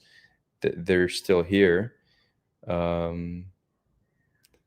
So it's we can give them credit for successfully maintaining their own power, despite what the horrors they've done with that power, right? Let's be clear. It's not credit for what they've done. It's just credit for their success in maintaining power. It's a dark day. You've given credit to Jolani, Erdogan, Netanyahu. Yeah, this is a day when I'm giving credit to all the worst people, huh? I've always been one to say you can despise somebody and still recognize good work. So, oh man, how do I say this without triggering a lot of people? So, no, whatever. We're moving on. We're moving on. I'll stay vague with it. There's been very successful military operations from anywhere from legitimate governments to terror organizations that have a level of a level of sophistication that you can stand on the side and appreciate their success, even though, like, you appreciate the sophistication and how they pull it off without supporting them actually doing that. Let me just give you one example that's not super triggering. The beeper attack, like the pager attack that Israel did. Whether you support that or not, you can still recognize, like, damn, that is an impressive feat, right? And I actually think you could say the same thing about October 7th. You could say the same thing about 9/11. You could say, okay, that's an impressive feat without endorsing that feat. Okay, so I did get into the specifics, but I think those are three examples of impressive military feats that you don't need to support, that you can still recognize them to be impressive. So that's what I'm doing with these leaders as well. And I guess when you're self-employed, you can't really get canceled, so I don't care. Are there any military feats you want to say you appreciate that you don't support? I am not self-employed, so. Okay, fine. Okay, yeah, but you are anonymous, so. Yeah. That's true. Turkey has basically made the PKK surrender as well. Yeah, that is true. They did. The PKK has agreed to demilitarize, I believe. Yeah. Yeah. Which is interesting, but yeah, I also wonder, like, what does Turkey without Erdogan look like now? It's almost kind of like, what the heck, what's gonna happen type. Like, is it gonna be is there gonna be some kind of instability? Like, what's gonna happen? Where specifically? In Turkey, like Turkey without Erdogan. Oh, well, because nobody can replace him from his side, right? Well, yeah. So the boss over here is saying Erdogan is currently arresting his main opponents. Doesn't seem like he intends to hand over power. So that's interesting. I guess we'll see. He has 3 years to 2.5 years. I think that's what President Xi did in China. I actually didn't know this. President Xi can get taken out of power through elections. He changed the constitution that there's no term limits, but if there's like it's like a representative democracy type of thing. You're not the people can't vote him out of power, but for him to maintain power, he needs majority votes and something similar to a parliament, which he just consistently has across the board because he's pretty beloved in China. That's an Yeah. China's an interesting one. He's another pretty impressive leader with all his human rights abuses. You know, the amount of people that they've no country in the history of the world has elevated so many people out of poverty the way China has. I mean, that's just fact. And they have a different type of imperialism, right? They don't invade countries. They kind of just invest in ports in different countries and loan money. They have they have a level of sophistication with how they're gaining more and more power. It's working. It's working. Like, Yeah, it's working, like and it doesn't require like invading. It's more sophisticated than the American version of like invading countries and toppling regimes. It's a more evolved version of that. I would say the one area where the U.S. certainly is very clearly has a better track record than China is human rights record of their own population. Right, like U.S. has a good level of due process, and you're not having thousands of people who could just be disappeared. Although it's also it's yeah, I guess. No, you think there's a comparable human rights record? No, and I always just found the whole like sort of selective distinction between how you treat people that are considered your citizens versus not your citizens. Like I used to hear Americans say stuff like, like, oh, they wouldn't care if an American drone strike killed, 40 random women and children in Yemen, but if there was a American citizen among them, which happened in all the bombings, now we should make a problem out of it. It's like, I agree. I think, yeah, I think we should value all lives equally. I think it's part of us making moral progress is to evolve beyond nationalism, right? And I think the trajectory has been in this direction where, and we still see it to some degree, everybody values their own family over their neighbors, but most people value their neighbors over somebody who lives on the other side of the country. So we've been, we had there's the family unit, and then there was the tribe, but we've been able to expand that over time, and now we have the nation where at the very least, we say, okay, all members of my nation, our lives are equal and should be preserved. And I think there's a growing number of people who are evolving beyond that and saying, well, not just the nation. I mean, this is humanity as a whole. It doesn't matter if you're Israeli or Palestinian, Russian or Ukrainian, these lives have the same value. So I think we're making progress there, which is also one of the reasons why I've been so critical of Israel, because I believe Israel is taking us in the opposite trajectory with how cheap they've made Palestinian lives and with how the U.S. has just enabled that to happen, right? I think it's not just horrible for Palestinians, it's bad for all of humanity. I think it makes us all less safe. It's moral regression of sorts. Yeah. Did you see people, walking out? Netanyahu came out to the. Yeah, I think it only seemed like 10% or so stayed. Rough estimate based on how many. There's a lot of people that left. Yeah. Yeah. I mean, I think that's the right thing to do. Which is funny because I'm saying it's the right thing to do, but here I am streaming it. So is that a contradiction, or do I have a different? Like if I was there, if I would have walked out, because there's like you're doing a protest. Here you're giving commentary on it, so it's a slightly different nature. But one could say that we should protest it by not streaming it as well. Yeah, I at the beginning said we should do a drinking game that you take a shot every time he lies. I wasn't counting, but it's not all lies, right? There's stretching of truth, there's omission of important information, and then there's just flat out lies. There were some flat out lies that he keeps saying, but I don't know how many shots someone would have had to take. I wasn't counting. Did you see his map? He had like a few maps. But Yeah, he loves those dumb map gimmicks. He was- loves those dumb gimmicks. Yeah. We've took out He had a map where he Sinwar. was We've took crossing out off. yeah. Yeah. It's like, okay. Crossing off to me, that seemed like he was trying to kind of paint a victory, you know? Oh yeah, To yeah. his base, Very like much. that. He was very much painting a victory. Yeah, I gave some commentary on that. All the negative that he is conveniently omitting.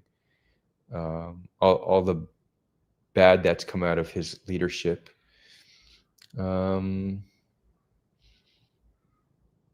But yeah, well, we're not going to expect him to stand there and take responsibility for his failures and give like a balanced understanding of things. I don't know if we should expect that from any leader, but that's why it's good for the people to provide a broader picture. Yeah, I'm gonna head out. Okay, Nice thanks, MB. Juma Mubarak. Thank you. Likewise. Take care. Yeah, Asaf, I see you saying, yeah, he said babies were burnt alive in front of their families. That's just not true. That's made up. Look, there's one family where the cause of death is not clear, where there's something similar in nature. So let's talk about it, because it's not that there's one family that seems to have died either from gunshot wounds or smoke inhalation or a combination of both. And dying from smoke inhalation is pretty horrific. And if you want to build on that and say burnt alive, that's not the biggest stretch. But when you say burnt alive in front of parents, again, that's also just not true. In front of parents, based on what we know, the parents were killed before the children were killed. But the depiction he's creating is that Hamas took a baby, poured gasoline on the baby, and lit the baby on fire while the family was watching. That's what people think. The instance we have that is vaguely similar is the Simantov family, where it was the whole family was killed. I'll pull up the photo of them.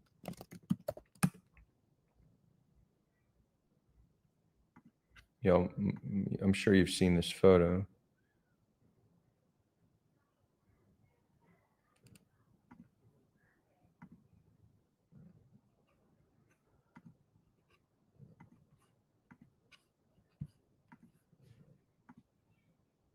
Right, this family here, okay? Now, these are children, and then Iran Simantov is the youngest one. There's been two different reports. Some say he's 2, some have said he's 4, so I don't know his age. The difference is, if he's 2, you could claim he's a baby. If he's 4, then you're stretching the truth even more. Though burning children alive, burning babies alive, how big of a difference does that really make? Debatable. But the story with them, and again, the details aren't clear, they were in their safe room, and Hamas lit their house on fire. This is the best way to get people to exit the house, right? People will generally rather get captured or killed than burnt alive. Burnt alive is one of the worst ways to die. So if your house is burning, people are often going to opt to leave their house rather than decide to get burnt alive. And we saw one example we saw of this was 9/11, where we saw people jumping to their deaths just to avoid the heat. Now, the way media reported it was they opened the window to their safe room because it was getting hot in there. And then right when they opened it, Hamas shot into the safe room. That might explain the deaths on its own. They may have been shot. But what the report said, that Hamas shot into the safe room and killed their parents, but they still managed to close the door. I don't even know how they have these details. They still managed to close the window.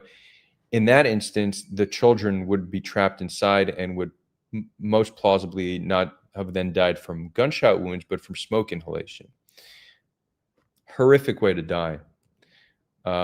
So that is so they were either shot and killed, or they were died of smoke inhalation. Two most plausible causes of death, given the details we know. But to take that and say a baby was burnt alive in front of their family, there's just no story like that. There's no evidence of something like that happening, and we have the names of all the children who were killed, and we have details about how they were killed. So that could go into the category of a lie. If he wanted to say families dying of smoke inhalation in their safe room in a brutal way, that I wouldn't even push back on that. That's actually describing what very likely may have happened.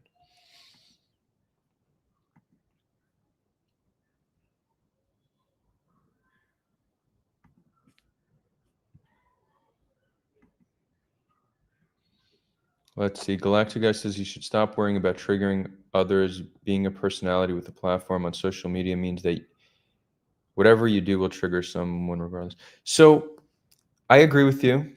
And very obviously, there's no stream that I can do, nothing I could talk, no commentary I could do on this conflict without triggering people. So very much I recognize that I'm going to trigger people.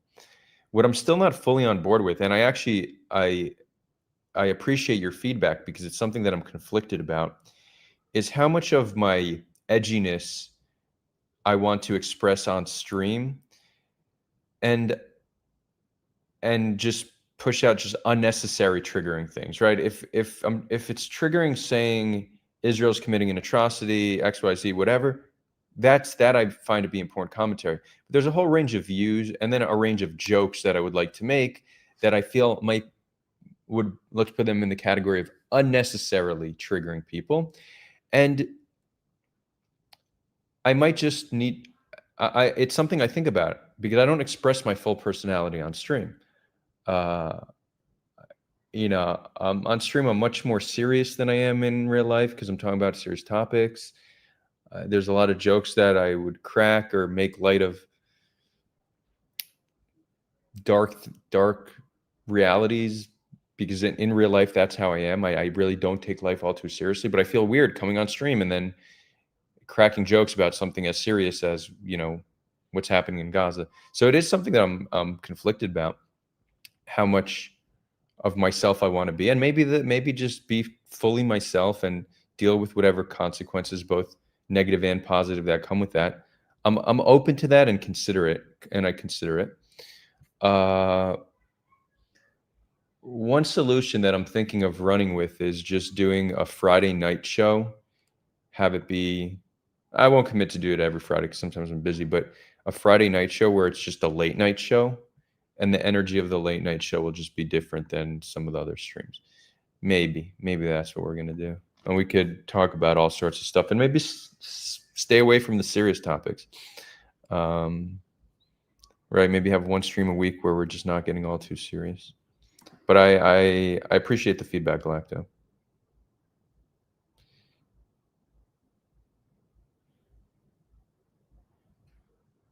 Nahum says, I think you need to make sure your audience knows it's a joke. Could you give an example of a joke? Can I give an example of a joke? I don't know. Next time it comes up, I will.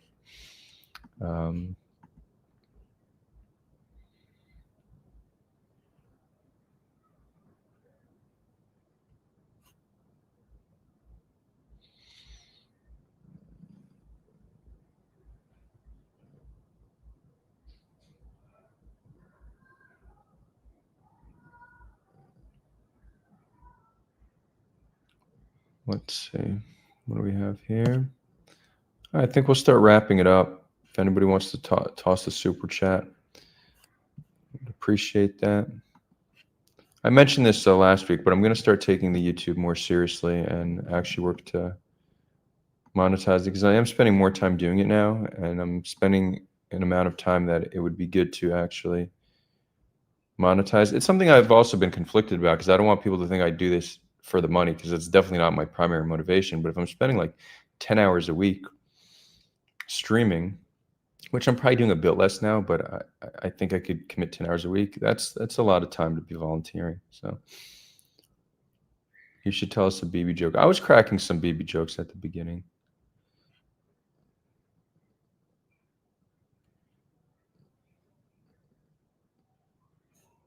Right, like imagine the late night show. I'll wear a slightly different outfit, maybe like something like not just a t-shirt, but what I'd wear if I was going out, like a more of like a low cut, something like that. Maybe we party, like we take substances on stream and stuff because it's the weekend. Interesting concept. Although I'm, for the most part, sober these days, so I don't want to have the channel motivate me to use substances. But there's some stuff. There's some interesting on-stream substances that. But again, that will then just be used against me, right? You know, if I stray too far from the serious topics, it'll just be used against me.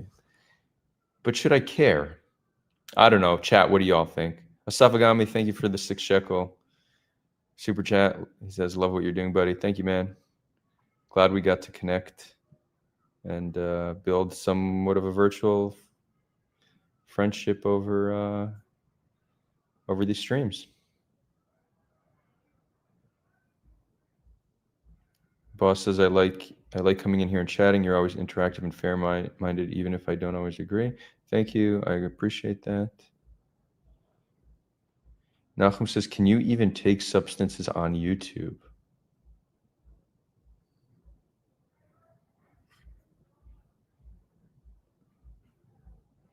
I don't know.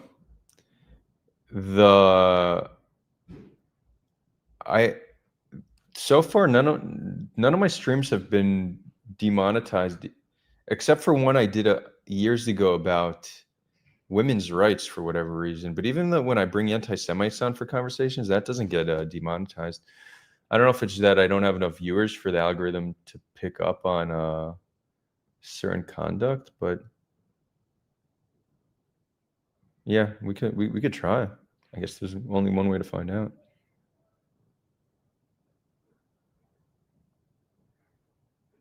Galactic Guy says, I can't believe you're even debating this. How it was done, unbelievable. What's that in reference to, Galacto? I'm not sure I'm following.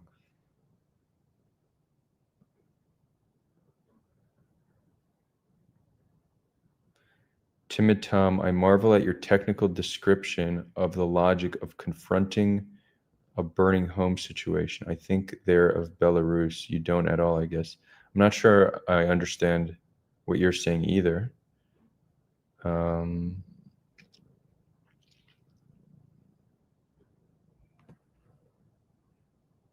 Yeah, I'm not sure. What's the reference to Belarus? And what are you marveling at? What about? Yeah, sorry. Please clarify, or even hop on stream to share.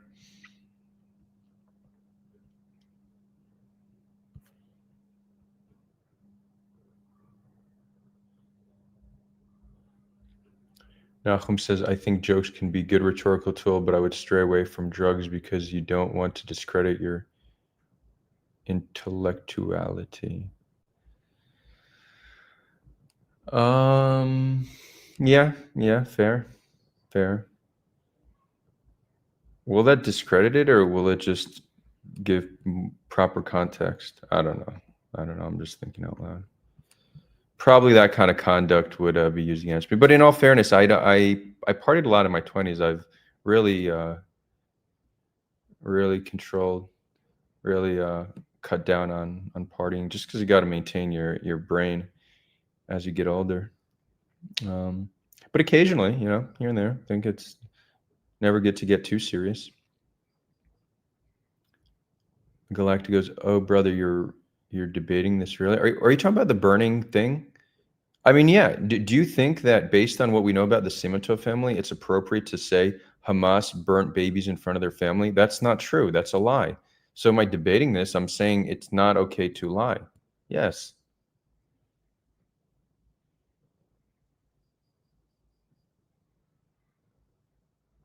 And I'll be honest with you, Galacto. I actually, I don't even know if that's what you're talking about, so I'll wait for you to respond. But if that is what you're talking about, if somebody were to hyperbolize what's happening in Gaza, so for example, if somebody were to say the IDF has beheaded a dozen babies in Gaza, that's technically, that's true, because babies have been beheaded, decapitated from airstrikes. But you would probably push back on that description because it gives the impression of the IDF going in there and cutting somebody's head off, right? So the IDF beheading babies in Gaza is more accurate than saying Hamas burnt babies alive. Yet I imagine you wouldn't be okay with that framing because it doesn't convey exactly the right thing. So think about it in those terms. And also, I am going to be more sensitive to propaganda that is being used to justify the continuation of atrocities, as opposed to propaganda that's being used to stop atrocities. Now, both are wrong. I'm not going to support any form of lying. If you believe in your cause enough, and if it's a righteous enough cause, you shouldn't need to lie to convince people.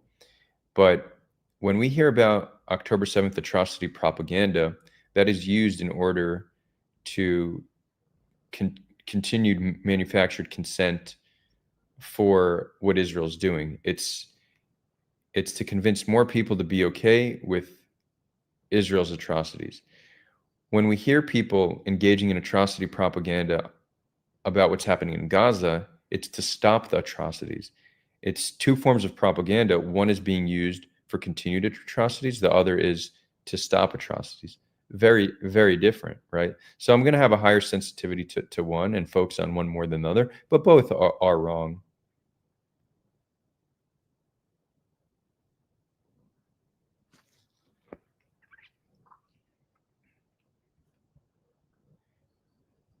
Galactic guy, you're saying you should do that. I'd listen in. I think I think you're listening to the stream a little bit behind where we are. So every time you say something, I don't know exactly what it's in reference to.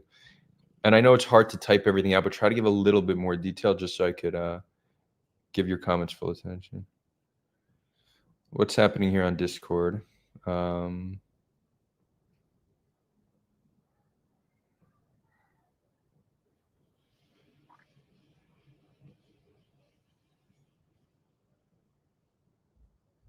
Asaf says, I think most Israelis think that dozens of babies were beheaded and the families were raped in front of each other. Do you still think that they think dozens of babies were beheaded? Or do you think they just think dozens of babies were killed? Because I think at this point, I think most Israelis know that dozens of babies weren't beheaded, but I think they do believe dozens of babies were killed, and and yeah, a lot of the stories we hear of mass, like I think they're the extent to which rape occurred. I think they have a very over-exaggerated understanding of that as well. But even in some of these stories we hear about baby in the oven, Israelis, I hear this, I still hear this from Israelis, baby cut out of a mother's stomach, right? These are still very much prevalent beliefs, even though they're not true.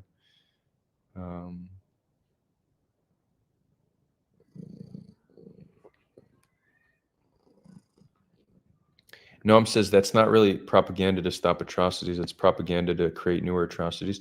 Well, you're speculating on what's going to happen after the atrocities in Gaza are stopped, but I don't think there's a plausible case to be made that once the atrocities in Gaza are stopped, then atrocities in Israel against Israelis are going to be committed. So not only is it highly speculative, it's just not based in reality.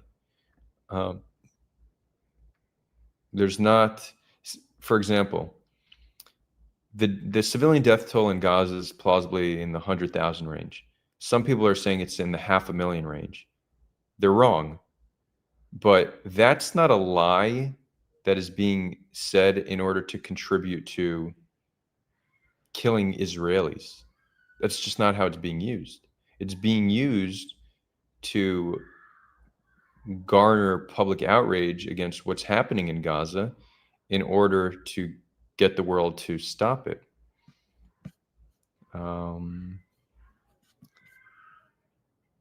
Is there a product update now? I see Beata is launching the product update.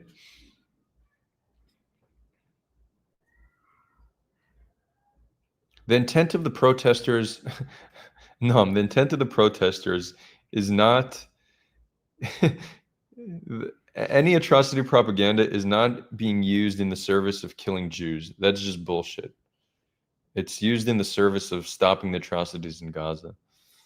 That's just such a stretch of logic. You don't need to buy that. You're living in your own world.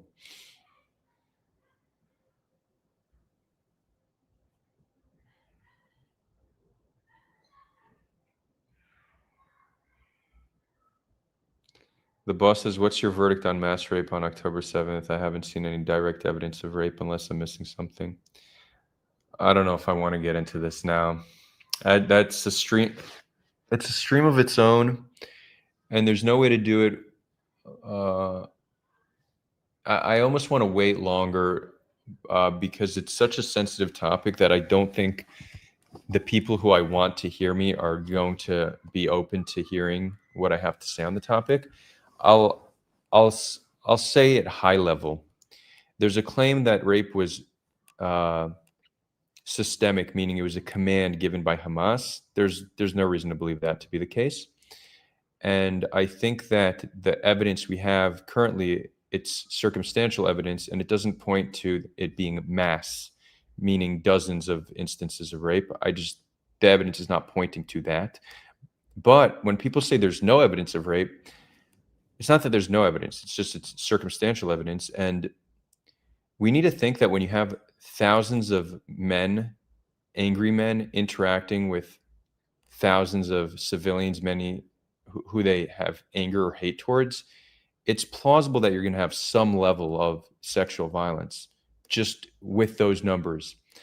And I would say acts of sexual violence were actually more likely to have occurred from Gazan civilians entering than actually Hamas, because Hamas were sent in on clear directives to kidnap and kill.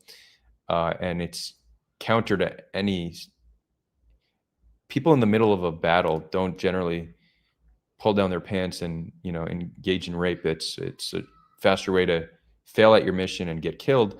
But a civilian that's opportunistically, and in this case, civilians should be in quotations, but a civilian that's opportunistically entering Gaza, taking advantage of the lawlessness, a lot of them went in to loot or just to sightsee. And we know that most of them didn't engage in atrocities just because the numbers don't add up, right? A few thousand civilians entered. Most did not kill people because you don't have a few thousand people killed. But there's very plausibly some number of civilians that opportunistically went in to commit atrocities, including acts of sexual violence. So that's going to be my high level analysis now. But so mass and systemic seems like an over exaggeration, but the claim that none happened, you can't say none happened because we just don't have enough information to know everything that happened. But the evidence is not it's very, very much not as overwhelming as many are making it out to be. So high level thoughts on that. And anything else I want to say on the matter? And here's the thing. Sexual violence is absolutely horrific. Denial of sexual violence is horrific, but so is propagandizing it. And I think we're seeing both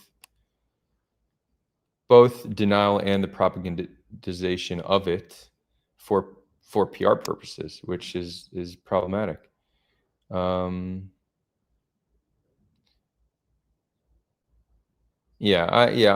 save the rest. I've looked at every single piece of evidence. I do have a pretty complete analysis of this in my mind. I'm just not ready to fully present it. But you could consider that a teaser of sexual violence on October 7th.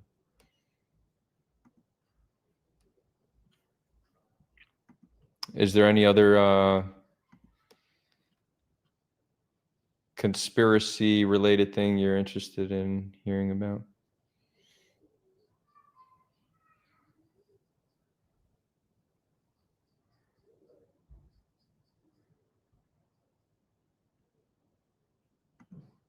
Like, for example, I put out probably the leading analysis that Bibas was killed in an airstrike. I think that's by far the most plausible cause of death, which I think has only become more plausible as time has gone by, because no one's confirmed Israel's version of events. Not even Israeli forensics has ever come out to confirm that version of events. No third party has. Not even Israeli allies have. If it's as simple as showing a forensics report to third parties to prove something horrific happened, that's such low-hanging fruit in the PR war. There's dozens of independent forensics departments that could look at the report and confirm what Israel's saying. Israel did none of that. There's no reason why they wouldn't do that.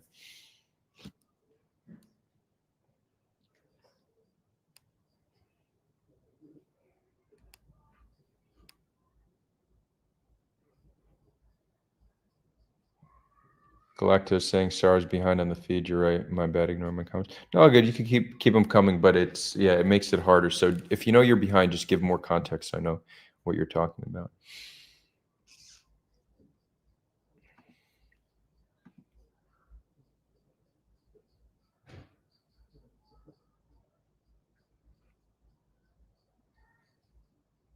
Irina says, when armed men come in contact with the civilian population, there's always rape. Just a historic fact. That's why when you have that many interactions, you should assume that some level occurred. But what I think we see historically is normally it doesn't happen mid raid. It happens at the end of it. That's when it's more likely to happen.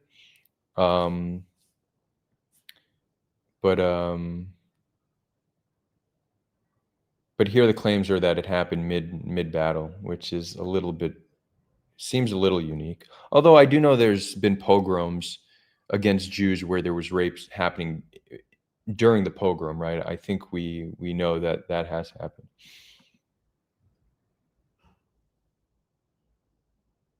Yeah, exactly, Zent. You said no one's denying rapes likely happened. Well, no, some people are. There are a camp of people saying there is no rape, but I don't know how you could definitively say that. Like, that just doesn't make sense. You could say I have not been convinced based on XYZ evidence, but you can't say it didn't happen because we just can't know. But you're saying no one's denying rapes likely happened. Everyone's not finding evidence of mass rape event or Hamas directive for it. Exactly. The mass and the directive is just not, the evidence doesn't support that. Yeah.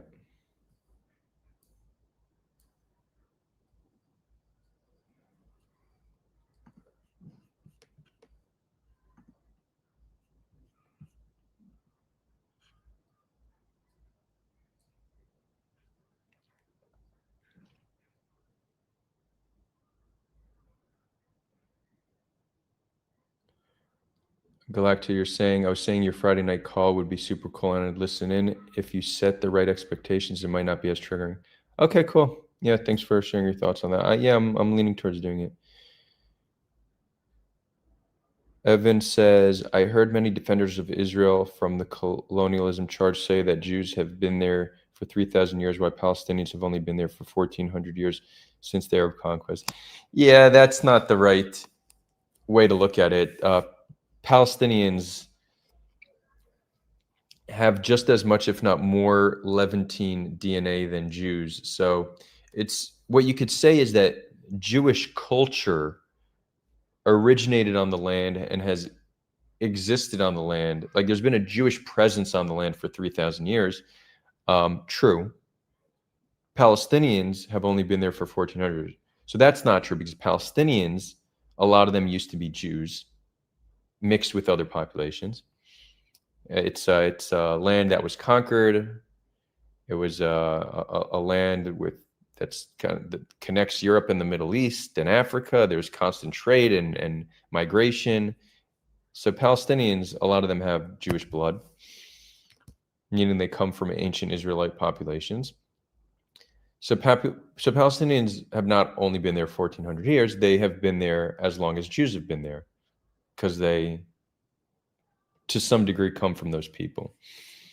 So that's, I mean, it's such a more complex way of understanding the history than saying Jews 3,000 years, Palestinians are Arabs. That's like a very simple and easy way to understand it, but it's just wrong.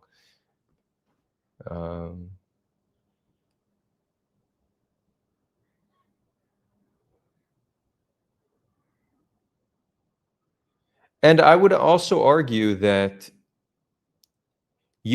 I think it's perfectly acceptable to describe Zionism as an indigenous rights movement, but it's also a settler colonial movement.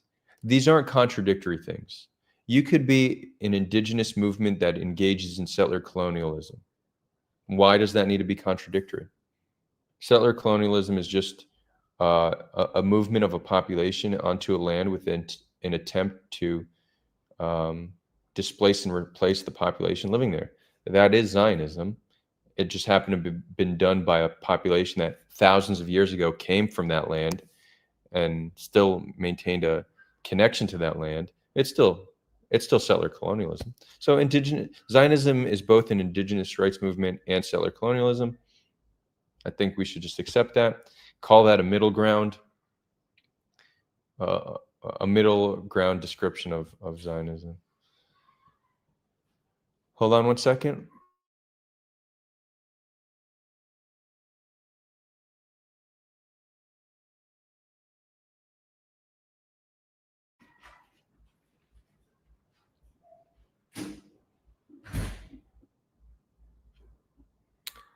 Okay, we need to wrap it up. I have Shabbat dinner coming up. Boss says, I know you're trying to wrap up, but another future stream could look at claims of Hannibal directive on October 7th. Yeah, so that's something I started to look into, but didn't do a deep dive. I don't know if it's important enough for me to, like, I don't care enough about it. I think that of all the things I can find to criticize Israel for, Israel losing control of the situation on October 7th and engaging in massive firepower to try to contain the situation and killing dozens to 100 plus of their own is not the worst thing Israel's done. It's not, I wouldn't consider it to be something malicious. I think it would just be a tactical failure, a result of them losing control and just not knowing what to do. So just bombing everything. I think it's legitimate and important for us to talk about, but I don't know if it piques my interest enough to do a full analysis on it. But I'll give some thoughts if anybody's interested, how we should look at this if we want to, and then I'll wrap it up. Israel admitted to using massive amounts of Hellfire missiles on October 7th, primarily on the Gaza border as people were returning. We know that there were hundreds of charred bodies, charred to a crisp where they could not be identified for months. Hamas did not use weaponry that can char bodies to a crisp like this, which again, when it comes to the atrocity propaganda, remember Netanyahu shared, shortly after October 7th, shared a photo of what he said was a burnt baby. That wasn't a burnt baby. It seemed to be some kind of human remains, but that was almost certainly done from Hellfire missile, not weaponry Hamas had. There was the claims forensics said that there was a fused, a child and a parent fused. We could only see through X-rays that their spines were fused and that they were tied together. That also is almost certainly Hellfire missile, just based on the state the body was in. So Israel admitted to using a lot of Hellfire missiles. They also admitted to burning hundreds of bodies unintentionally, if you think about it. So initially they said 1,400 Palestinians were killed. 1,400 Israelis were killed. They revised the number to 1,200. The publicly stated reason for revising the number, they said there were 200 bodies we thought were Israelis, but they were actually Hamas. Think about that. So Israel, at that point, after October 7th, they had hundreds of bodies burnt to a crisp that they thought were Israeli. So they did acknowledge that they thought they burned hundreds of their own. And it still might be the case that it's hundreds or 100 plus. Just they identified of the 200 of the hundreds they knew that they burnt, they recognized that 200 of those were actually not Israeli. They were in fact Hamas. So Israel admitted to the burning. And we hear reports and we're seeing photos of bodies burnt to a crisp. This is Hellfire missiles. Another way to look at it is there's a few hundred names that took around a month to be identified. The only reason it would take that long to be identified is either you were maybe found in a field, right? Maybe you were just killed in a field and it took time to find you, or you were burnt beyond recognition and it took time to extract your DNA. Even in a situation, let's say you were in a home and the home was lit on fire and you get very charred that way, you still have dental records that you could be identified very quickly. To get to a state where your teeth can't be used, again, that's not Hamas weaponry, that's Hellfire missiles. So just based on this alone, we could know that the number is a few dozen to 100 plus. In order to actually do the analysis, we would need to look at all the names that got identified late and try to find more information about their cause of death. And then from there, we can come up with a plausible range. In addition to that, we know that tank fire killed 12 Israelis in Be'eri. We don't know in what other instances tank fire might have been used on civilian homes in Be'eri. So that's, yeah.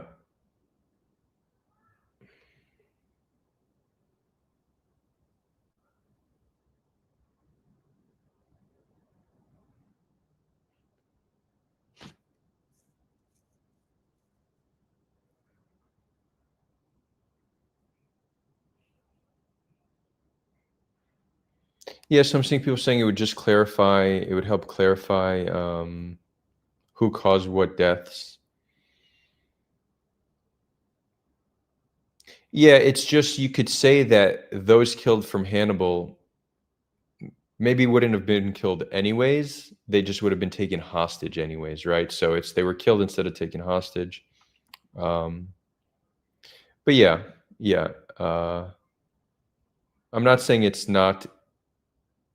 unimportant. It's just not doesn't pique my interest enough to put out a full analysis on it. Anyways, guys, with that, I'm going to sign off.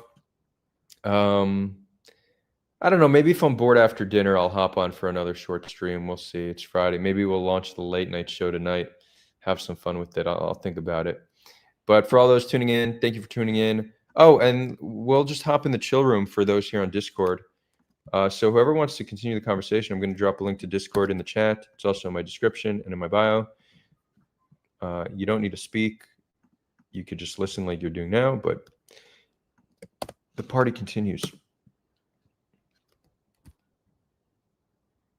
And with that, signing off, sending love from the Western Galilee in the beautiful land of Israel and Palestine. Until next time, friends.